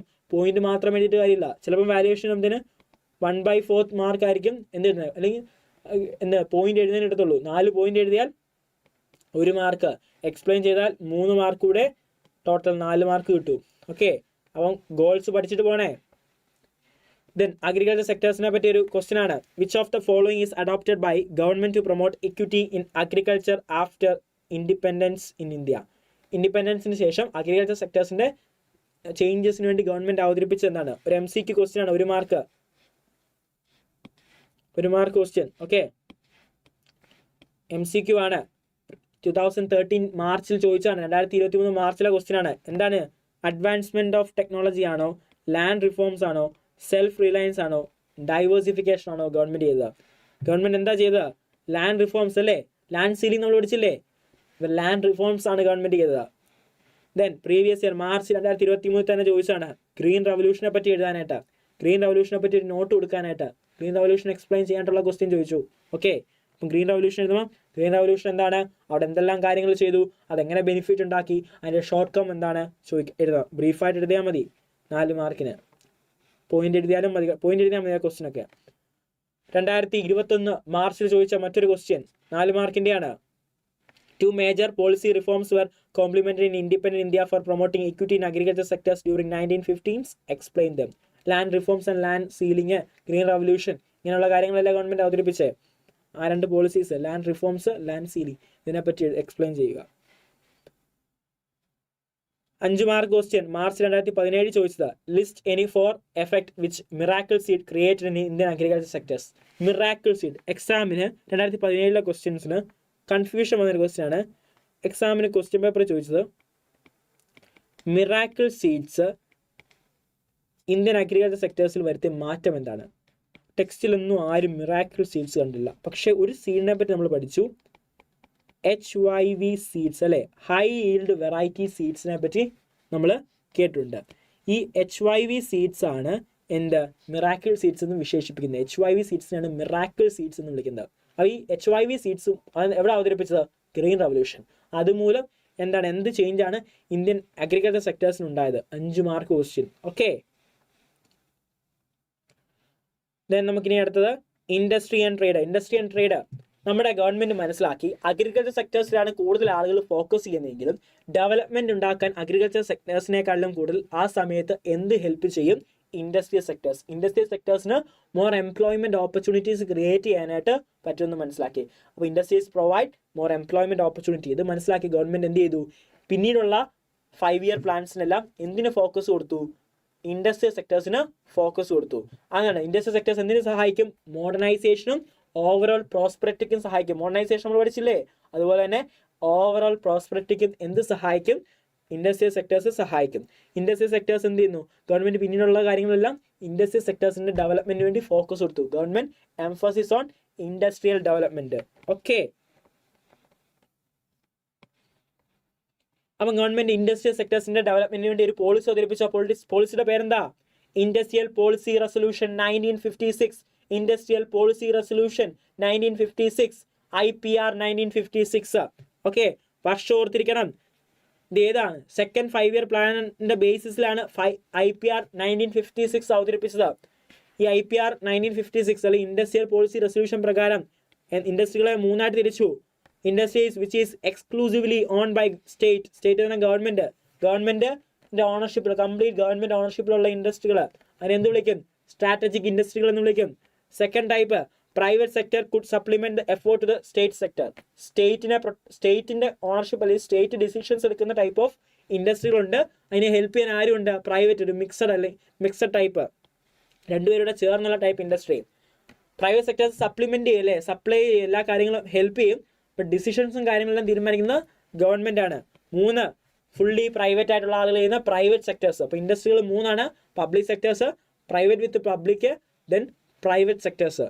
Okay, small scale industry. Okay, ആ സമയത്ത് എന്തുണ്ടായിരുന്നു? സ്മോൾ സ്കെയിൽ ഇൻഡസ്ട്രികൾ ഉണ്ടായിരുന്നു. എന്താണ് ഈ സ്മോൾ സ്കെയിൽ അല്ലെങ്കിൽ ചെറുകിട വ്യവസായം? 1955 ഈ സ്മോൾ സ്കെയിൽ ഇൻഡസ്ട്രികളെ പറ്റി പഠിക്കാനായിട്ട് ഇന്ത്യ ഗവൺമെന്റ് കമ്മിറ്റിയെ ഫോം ചെയ്തു. കാർവേ കമ്മിറ്റി അല്ലെ, കാർവേ കമ്മിറ്റി എന്ത് ചെയ്തു? അവർ പഠിച്ചു ഒരു കാര്യമാണ്, നമ്മുടെ ഇന്ത്യയിൽ ഈ റിച്ച് ആൻഡ് പൂവർ ക്ലാസിഫിക്കേഷൻ പോലെ റൂറൽ ഏർബൻ ഏരിയാസ് ഡിസ്പാരിറ്റി ഉണ്ടായിരുന്നു അല്ലേ, നഗരം ഗ്രാമം എന്നൊരു വേർതിരിവുണ്ടായിരുന്നു.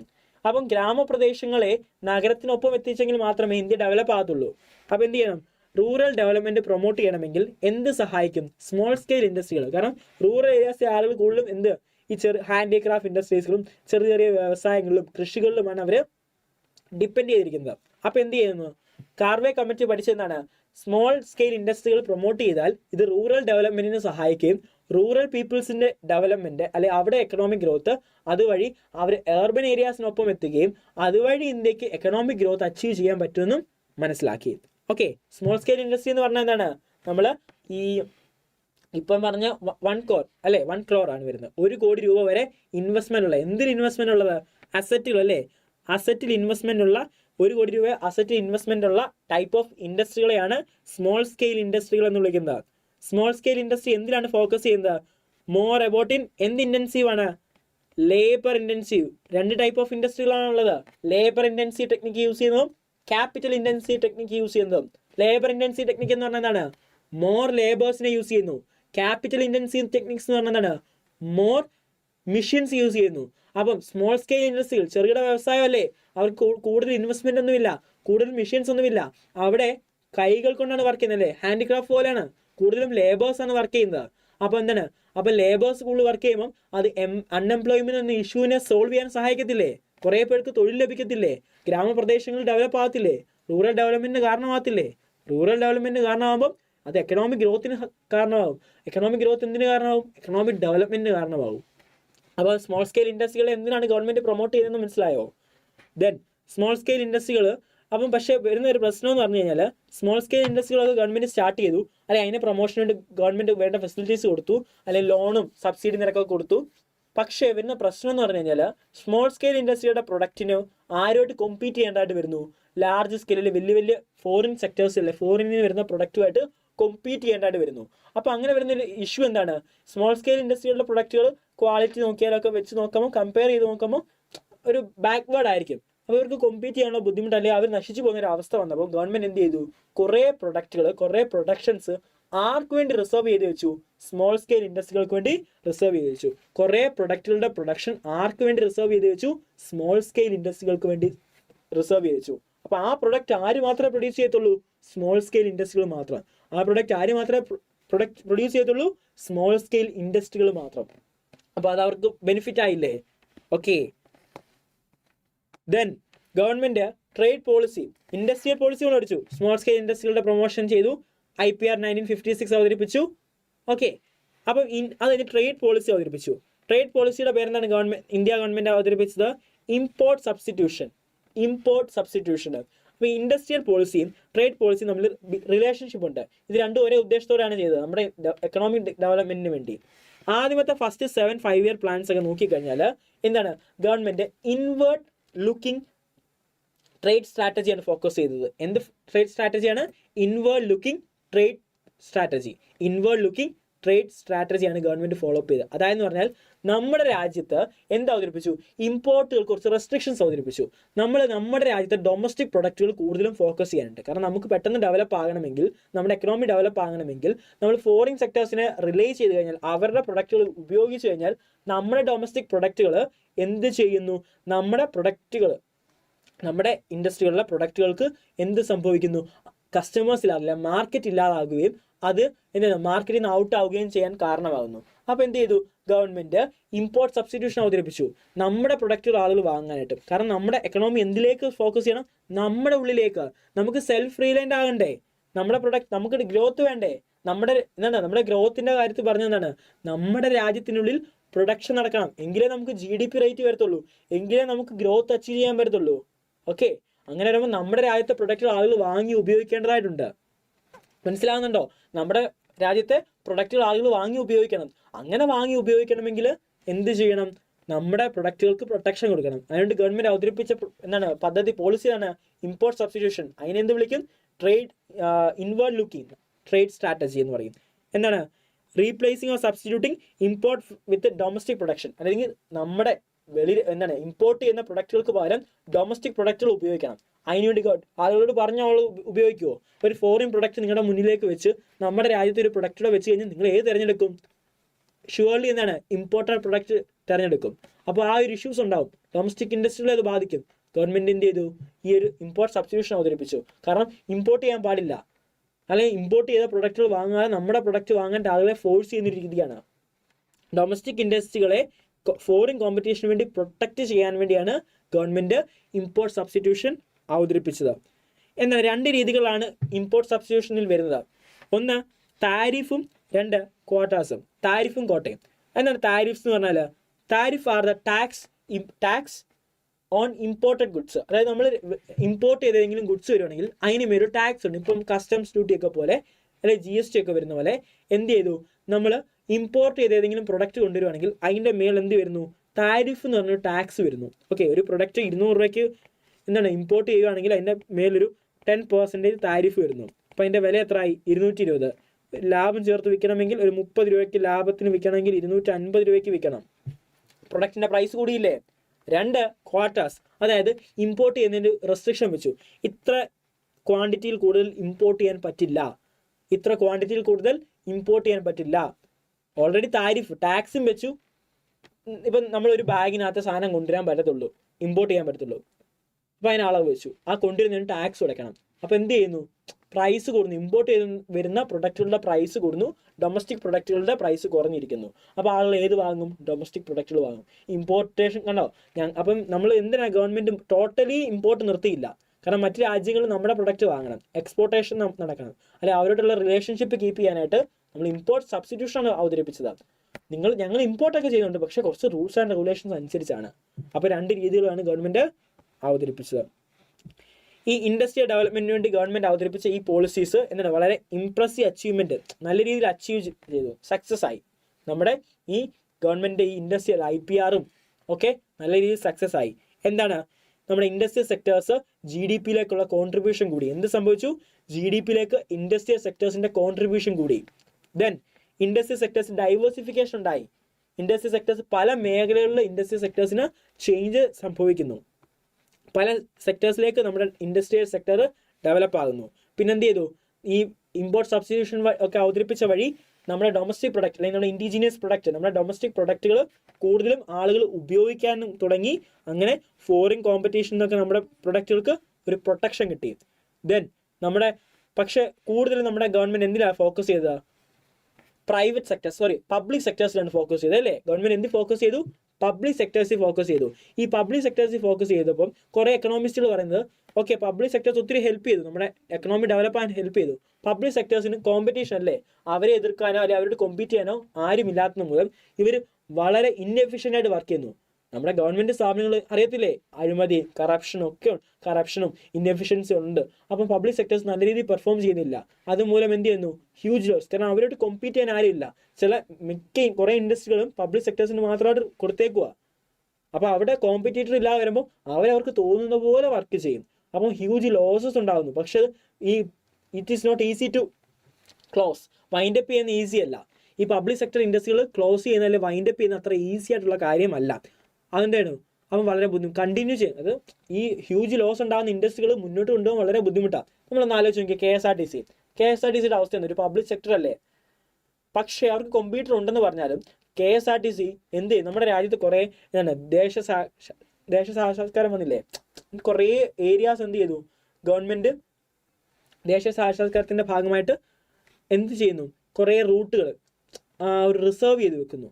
ആ റിസർവ് ചെയ്ത് വെക്കുന്നത് മൂലം എന്ത് സംഭവിക്കുന്നു? ആ ഒരു ഏരിയാസിലുള്ള പ്രൈവറ്റ് വാഹനങ്ങൾ ഓടിക്കാൻ പറ്റുന്നില്ല. ഗവൺമെന്റ് ഇങ്ങനെ പോളിസീസ് അവതരിപ്പിച്ചു. അതൊക്കെ ഒരുമാതിരി ഇമ്പോർട്ട് സബ്സ്റ്റിറ്റ്യൂഷൻ പോലെയല്ലേ? അപ്പം നമ്മുടെ KSRTC ഇല്ലെങ്കിൽ ആ റൂട്ടിലൂടെ ബസ്സില്ല. അവിടുത്തെ ആളുകൾക്ക് എന്തില്ല? ട്രാവൽ ചെയ്യാൻ പറ്റില്ല, ട്രാൻസ്പോർട്ടേഷൻ ഫെസിലിറ്റീസ് ഇല്ലാതാകുന്നു.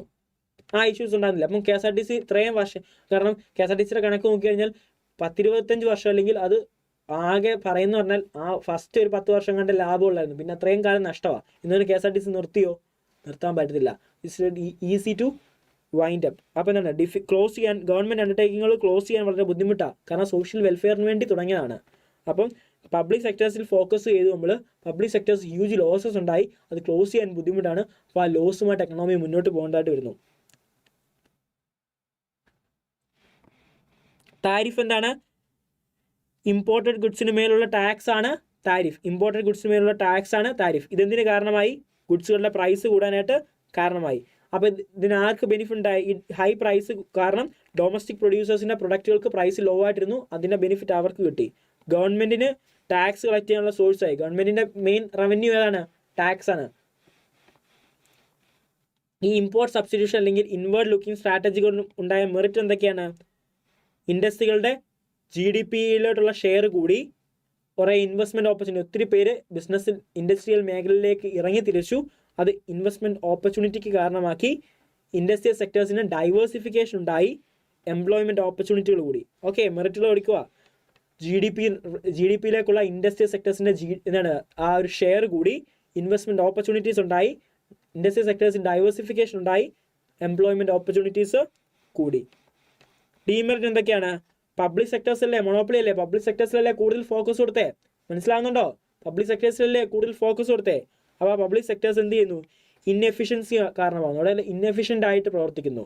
ദെൻ കൂടുതൽ പവറും ആരുടെ കയ്യിലാണ്? പബ്ലിക് സെക്ടറിൻ്റെ കയ്യിലാണ്. പബ്ലിക് സെക്ടേഴ്സ് ആയതുകൊണ്ട് മോഡേണൈസേഷൻ വളരെ കുറവാണ്. ടെക്നോളജീസ് ന്യൂ അഡോപ്റ്റ് ചെയ്യുന്നില്ല, ചേഞ്ചസ് ഉണ്ടാകുന്നില്ല. ദെൻ ഗവൺമെൻറ്റിൻ്റെ ഇൻഡസ്ട്രികൾക്ക് ചേഞ്ച് ഇല്ലാതെ ഒരു നോൺ വയബിൾ ആയിട്ടുള്ള ഗവൺമെൻറ് എൻ്റർപ്രൈസാണ്. ഗവൺമെൻറ് എൻ്റർപ്രൈസ് നോൺ വയബിളായി മാറുന്നു. കൂടുതലും ഫോക്കസ് കൊടുത്തത് നമ്മൾ എന്തിലാണ്? പബ്ലിക് സെക്ടേഴ്സ് അല്ലേ. ഇന്ത്യ ഫോക്കസ് കൊടുത്തത് പബ്ലിക് സെക്ടേഴ്സാണ്. പബ്ലിക് സെക്ടേഴ്സിൻ്റെ റോൾ എന്തായിരുന്നു ഇന്ത്യയിൽ? എക്കണോമിക് ഗ്രോത്ത് കൂടാനായിട്ട് കാരണമായത് ആരാണ്? ഈ പബ്ലിക് സെക്ടേഴ്സ് തന്നെയാണ്. അവരൊത്തിരി മോശമെന്ന് പറഞ്ഞാലും പബ്ലിക് സെക്ടേഴ്സേ ഉള്ളായിരുന്നു ആ സമയത്ത്, അവരാണ് കാരണമായത്. Infrastructure develop an public sectors കാരണമായി. അഗ്രികൾച്ചർ ആൻഡ് ഇൻഡസ്ട്രിയൽ ഡെവലപ്മെൻറ്റിന് വേണ്ടി ആൻസിലറീസ് ഇൻഡസ്ട്രികൾ, ആൻസിലറി ഇൻഡസ്ട്രികൾ ഉണ്ടല്ലോ, ഇതിനെ ഹെൽപ്പ് ചെയ്യാണ്ട് സഹായിച്ചു. എംപ്ലോയ്മെൻറ്റ് ഓപ്പർച്യൂണിറ്റീസ് ക്രിയേറ്റ് ചെയ്യാൻ സഹായിച്ചു. എക്കണോമിക് പവർ കോൺസെൻട്രേഷൻ കുറയ്ക്കാനായിട്ട് സഹായിച്ചു. ദെൻ ഇമ്പോർട്ട് സബ്സ്റ്റിറ്റ്യൂഷൻ ഉണ്ടായി, എക്സ്പോർട്ട് പ്രൊമോഷന് വേണ്ടി സഹായിച്ചു. പിന്നെ സോഷ്യലിസ്റ്റ് പാറ്റേണിൽ ഒരു എക്കണോമി ക്രിയേറ്റ് ചെയ്യാനും നമ്മളെ പബ്ലിക് സെക്ടർ ഹെൽപ്പ് ചെയ്തു. ഇന്ത്യൻ എക്കണോമിയുടെ സമ്മറൈസ് ചെയ്തേ 1991 വരെയുള്ള സമയങ്ങളിൽ നോക്കിയാൽ ഇന്ത്യൻ എക്കണോമി കൂടുതൽ ഡിപ്പെൻഡ് ചെയ്തത് എന്തിനെയായിരുന്നു? പബ്ലിക് സെക്ടേഴ്സിനെയാണ്. കൂടുതൽ ഡിപ്പെൻഡ് ചെയ്തത് എന്തിനെയാണ്? പബ്ലിക് സെക്ടേഴ്സിനെയാണ്. പിന്നെ പ്രൈവറ്റ് സെക്ടേഴ്സ് ഉണ്ടെങ്കിലും പ്രൈവറ്റ് സെക്ടേഴ്സിന് മേളിൽ എന്തൊരു കൺട്രോൾ ഉണ്ട്? ആരുടെ കൺട്രോൾ ഉണ്ട്? ഗവൺമെൻറ്റിൻ്റെ കൺട്രോൾ ഉണ്ടായിരുന്നു. നമ്മൾ ഏത് ടൈപ്പ് ഓഫ് സ്ട്രാറ്റജിയാണ് ട്രേഡ് ആയിട്ട് യൂസ് ചെയ്തത്? ഇൻവേർഡ് ലുക്കിംഗ് ട്രേഡ് സ്ട്രാറ്റജി അല്ലേ. ഇമ്പോർട്ട് സബ്സ്റ്റിറ്റ്യൂഷൻ ആയിരുന്നു. Import substitution. ഓക്കെ, പിന്നെ ഡൈവേഴ്സിഫിക്കേഷൻ. ഇൻഡസ്ട്രി പല മേഖലകളിലേക്ക് ഇൻഡസ്ട്രികൾ മാറി. Self sufficiency. ഇന്ത്യ എന്തായി? സ്വയം പര്യാപ്തമായി ഫുഡ് ഗ്രെയിൻ പ്രൊഡക്ഷൻ്റെ കാര്യത്തിൽ. എന്തൊക്കെ അച്ചീവ്മെൻറ്റ് ഉണ്ടായിരുന്നു? നാഷണൽ പ്രൊഡക്ഷൻ, നാഷണൽ ഇൻകം കൂടി, പെർ ക്യാപിറ്റൽ ഇൻകം കൂടി, എംപ്ലോയ്മെൻറ്റ് ഓപ്പർച്യൂണിറ്റീസ് കൂടി, ഇൻഡസ്ട്രി സെക്ടേഴ്സ് ഡൈവേഴ്സിഫിക്കേഷൻ ഉണ്ടായി, എക്കണോമിക് ആൻഡ് സോഷ്യൽ ഇൻഫ്രാസ്ട്രക്ചേഴ്സിൻ്റെ കാര്യത്തിൽ ഇന്ത്യ ഡെവലപ്പായി, ക്യാപിറ്റൽ ഫോർമേഷൻ കൂടി. പക്ഷേ കുറച്ച് പ്രശ്നങ്ങളുണ്ടായിരുന്നു. പോവർട്ടി കൂടി, ദാരിദ്ര്യം കൂടി, ഗുഡ്സിൻ്റെ പ്രൈസസ് ഇടയ്ക്ക് ഇങ്ങനെ കൺസിസ്റ്റൻ്റ് ആയിട്ട് റൈസ് ചെയ്തു, അൺഎംപ്ലോയ്മെൻറ്റ് ഇഷ്യൂസ് അവിടെ ഉണ്ടായി. പബ്ലിക് സെക്ടേഴ്സാണ് കൂടുതലുള്ളത്, അവരെന്താണ് ഇൻഎഫിഷ്യൻ്റ് ആയിട്ട് പ്രവർത്തിക്കുന്നു. എക്കണോമിക് പവേഴ്സ് കുറച്ച് ആളുകളെ മാത്രം കോൺസെൻട്രേറ്റ് ചെയ്തിരുന്നു. കറപ്ഷൻ കൂടി. ഇങ്ങനെയുള്ള പ്രശ്നങ്ങൾ നമ്മുടെ എക്കണോമിയിൽ ഉണ്ടായിരുന്നു. ഓക്കെ, ഇതാണ് നിങ്ങളുടെ ചാപ്റ്ററിൽ ഡീൽ ചെയ്യാനുള്ളത്. ഇന്ത്യൻ എക്കണോമി 1915 to 1990 ഡീൽ ചെയ്യാനുള്ള കാര്യങ്ങൾ ഇത്രയുമാണ്. നമ്മുടെ ക്വസ്റ്റ്യൻസ് ഒന്ന് നോക്കാം. ഇൻഡസ്ട്രിയൽ പോളിസി റെസൊല്യൂഷനെ പറ്റി ചോദിച്ചത് 5 mark question. Explain the industrial policy resolution. Industrial policy resolution പ്രകാരം ഇൻഡസ്ട്രി ഏതാണ്? സെക്കൻഡ് 5 ഇയർ പ്ലാനിലാണ് വന്ന് എഴുതണം. ക്ലാസിഫൈ ചെയ്യുന്ന രീതി എഴുതണം. ഓക്കെ, ഇൻഡസ്ട്രിയിൽ എന്തൊക്കെ മാറ്റമാണ് സംഭവിച്ചത് ഇതെല്ലാം നോട്ട് ചെയ്യണം കേട്ടോ. ദെൻ പ്രീവിയസ് ഇയർ മാർച്ച് 2019 ചോദിച്ച ക്വസ്റ്റ്യൻ 1 മാർക്ക് ക്വസ്റ്റ്യൻ ആണ്. Name the foreign policy adopted by India during 1915 to 1919. 1950 മുതൽ 1990 വരെ ഫോറിൻ പോളിസി എന്താണ് നമ്മൾ അഡോപ്റ്റ് ചെയ്തത്? ഇമ്പോർട്ട് സബ്സ്റ്റിറ്റ്യൂഷൻ അവതരിപ്പിച്ചു. ഓക്കെ, എക്സ്പ്ലെയിൻ ഇമ്പോർട്ട് സബ്സ്റ്റിറ്റ്യൂഷൻ വിത്ത് പോളിസി ഇൻസ്ട്രുമെന്റ്. ഇമ്പോർട്ട് സബ്സ്റ്റിറ്റ്യൂഷനെ പറ്റി എക്സ്പ്ലെയിൻ ചെയ്യുക മാത്രമാണോ? പോളിസി ഇൻസ്ട്രുമെന്റ് ഏതൊക്കെയാണ്? 2 ഇൻസ്ട്രുമെന്റ്സ് ഏതൊക്കെയാണ്? Tariffs, quotas. ഇതിനെ രണ്ടിനെയും എക്സ്പ്ലെയിൻ ചെയ്യണം. താരിഫിനെ പറ്റിയും ക്വാട്ടാസിനെ പറ്റിയും എക്സ്പ്ലെയിൻ ചെയ്യണം. ഓക്കെ, ഇതാണ് ക്വസ്റ്റ്യൻസ്. നിങ്ങൾ എന്താണ് വളരെ ഈസി ചാപ്റ്ററാണ്. 2 ചാപ്റ്റേഴ്സ് ഈസിയാണ്. 40 മാർക്കിൻ്റെ ക്വസ്റ്റ്യൻസ് ചോദിക്കും. നന്നായിട്ട് പഠിക്കണം. നമ്മൾ റിവിഷൻ ചെയ്തിട്ടുണ്ട്. എന്തെങ്കിലും ഡൗട്ട് എന്തെങ്കിലും ഉണ്ടോ? വളരെ ഈസി അല്ലേ? ഒരു കഥ പോലെ പഠിച്ചു വെക്കാൻ പറ്റത്തില്ല. എല്ലാം റിലേറ്റഡ് അല്ലേ? ഒരെണ്ണത്തിൻ്റെ ബാക്കിയാണ് മറ്റൊരെണ്ണം വരുന്നത്. വളരെ റിലേറ്റഡ് ആണ്. ഫസ്റ്റ് ചാപ്റ്റേഴ്സ് നമ്മൾ എന്താണ് ഇന്ത്യയിലെ പോരായ്മകളെ പറ്റി പഠിച്ചു. ഇന്ത്യയിലൊരു വളരെ ബാക്ക്വേർഡ് സിറ്റുവേഷനെ പറ്റി പഠിച്ചു. അതെല്ലാം എവിടെ മാറ്റം സംഭവിച്ചു? സെക്കൻഡ് ചാപ്റ്റേഴ്സ് വന്നു അല്ലേ? അവിടെ നിന്നുള്ള ആ ഒരു പോരായ്മകളെല്ലാം പരിഹരിക്കുന്നതായിരുന്നു സെക്കൻഡ് ചാപ്റ്റേഴ്സിൽ നമ്മൾ പഠിച്ചത്. ഓക്കെ, 2 ചാപ്റ്റേഴ്സ് ഉണ്ട്. ഈ 2 ചാപ്റ്റേഴ്സ് മാത്രമേ ഉള്ളൂ. നന്നായിട്ട് പഠിക്കുക. ഓക്കെ, നമ്മുടെ ഈ ക്വസ്റ്റ്യൻസ് ഒക്കെ നമ്മളിപ്പോൾ കാണിച്ച ക്വസ്റ്റ്യൻസ് എല്ലാം ഒന്ന് നിങ്ങൾ വീഡിയോ ഒക്കെ നോക്കി ഒന്ന് വർക്കൗട്ട് ചെയ്യണം കേട്ടോ. എൻ്റെ ആൻസർ കണ്ടുപിടിച്ച് നിങ്ങൾ തന്നെ എഴുതി ഒന്ന് പ്രാക്ടീസ് ചെയ്യണം. ജസ്റ്റ് ഇങ്ങനെ വായിച്ച് നോക്കാതെ അത് പ്രാക്ടീസ് ചെയ്യണം. ടെക്സ്റ്റ് നന്നായിട്ട് റീഡ് ചെയ്യുക. എക്സാം നല്ല ഈസി ആയിരിക്കും. അപ്പോൾ നിങ്ങൾക്ക് എല്ലാവർക്കും നന്നായിട്ട് അറ്റംപ്റ്റ് ചെയ്യാൻ പറ്റട്ടെ. ഓക്കെ, എന്തെങ്കിലും ഡൗട്ട് ഉണ്ടോ? അടുത്ത ക്ലാസ്സിൽ നമ്മൾ സ്റ്റാർട്ട് ചെയ്യും. 3 ചാപ്റ്റേഴ്സാണ് സ്റ്റാർട്ട് വരുന്നത്. സ്റ്റാർട്ട് ചെയ്യും. ഇത് നല്ല എളുപ്പമുള്ള ചാപ്റ്റേഴ്സാണ് 3 ഫസ്റ്റ് 3 ചാപ്റ്റർ നമുക്ക് അടുത്ത ക്ലാസ്സിൽ സ്റ്റാർട്ട് ചെയ്ത് ഡിസ്കസ് ചെയ്യണം. എന്തെങ്കിലും ഡൗട്ട് ഉണ്ടെങ്കിൽ ചോദിക്കാം.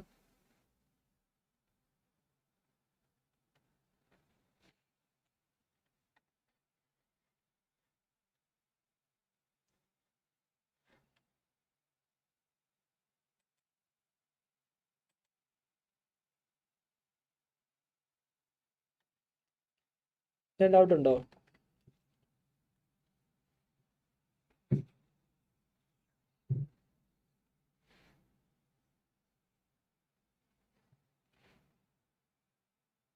ഓക്കെ, അതിൻ്റെ ചെയ്യാം. അടുത്ത സ്റ്റാറ്റിയുടെ ക്ലാസ്സിൽ കാണാം. Okay, all the best.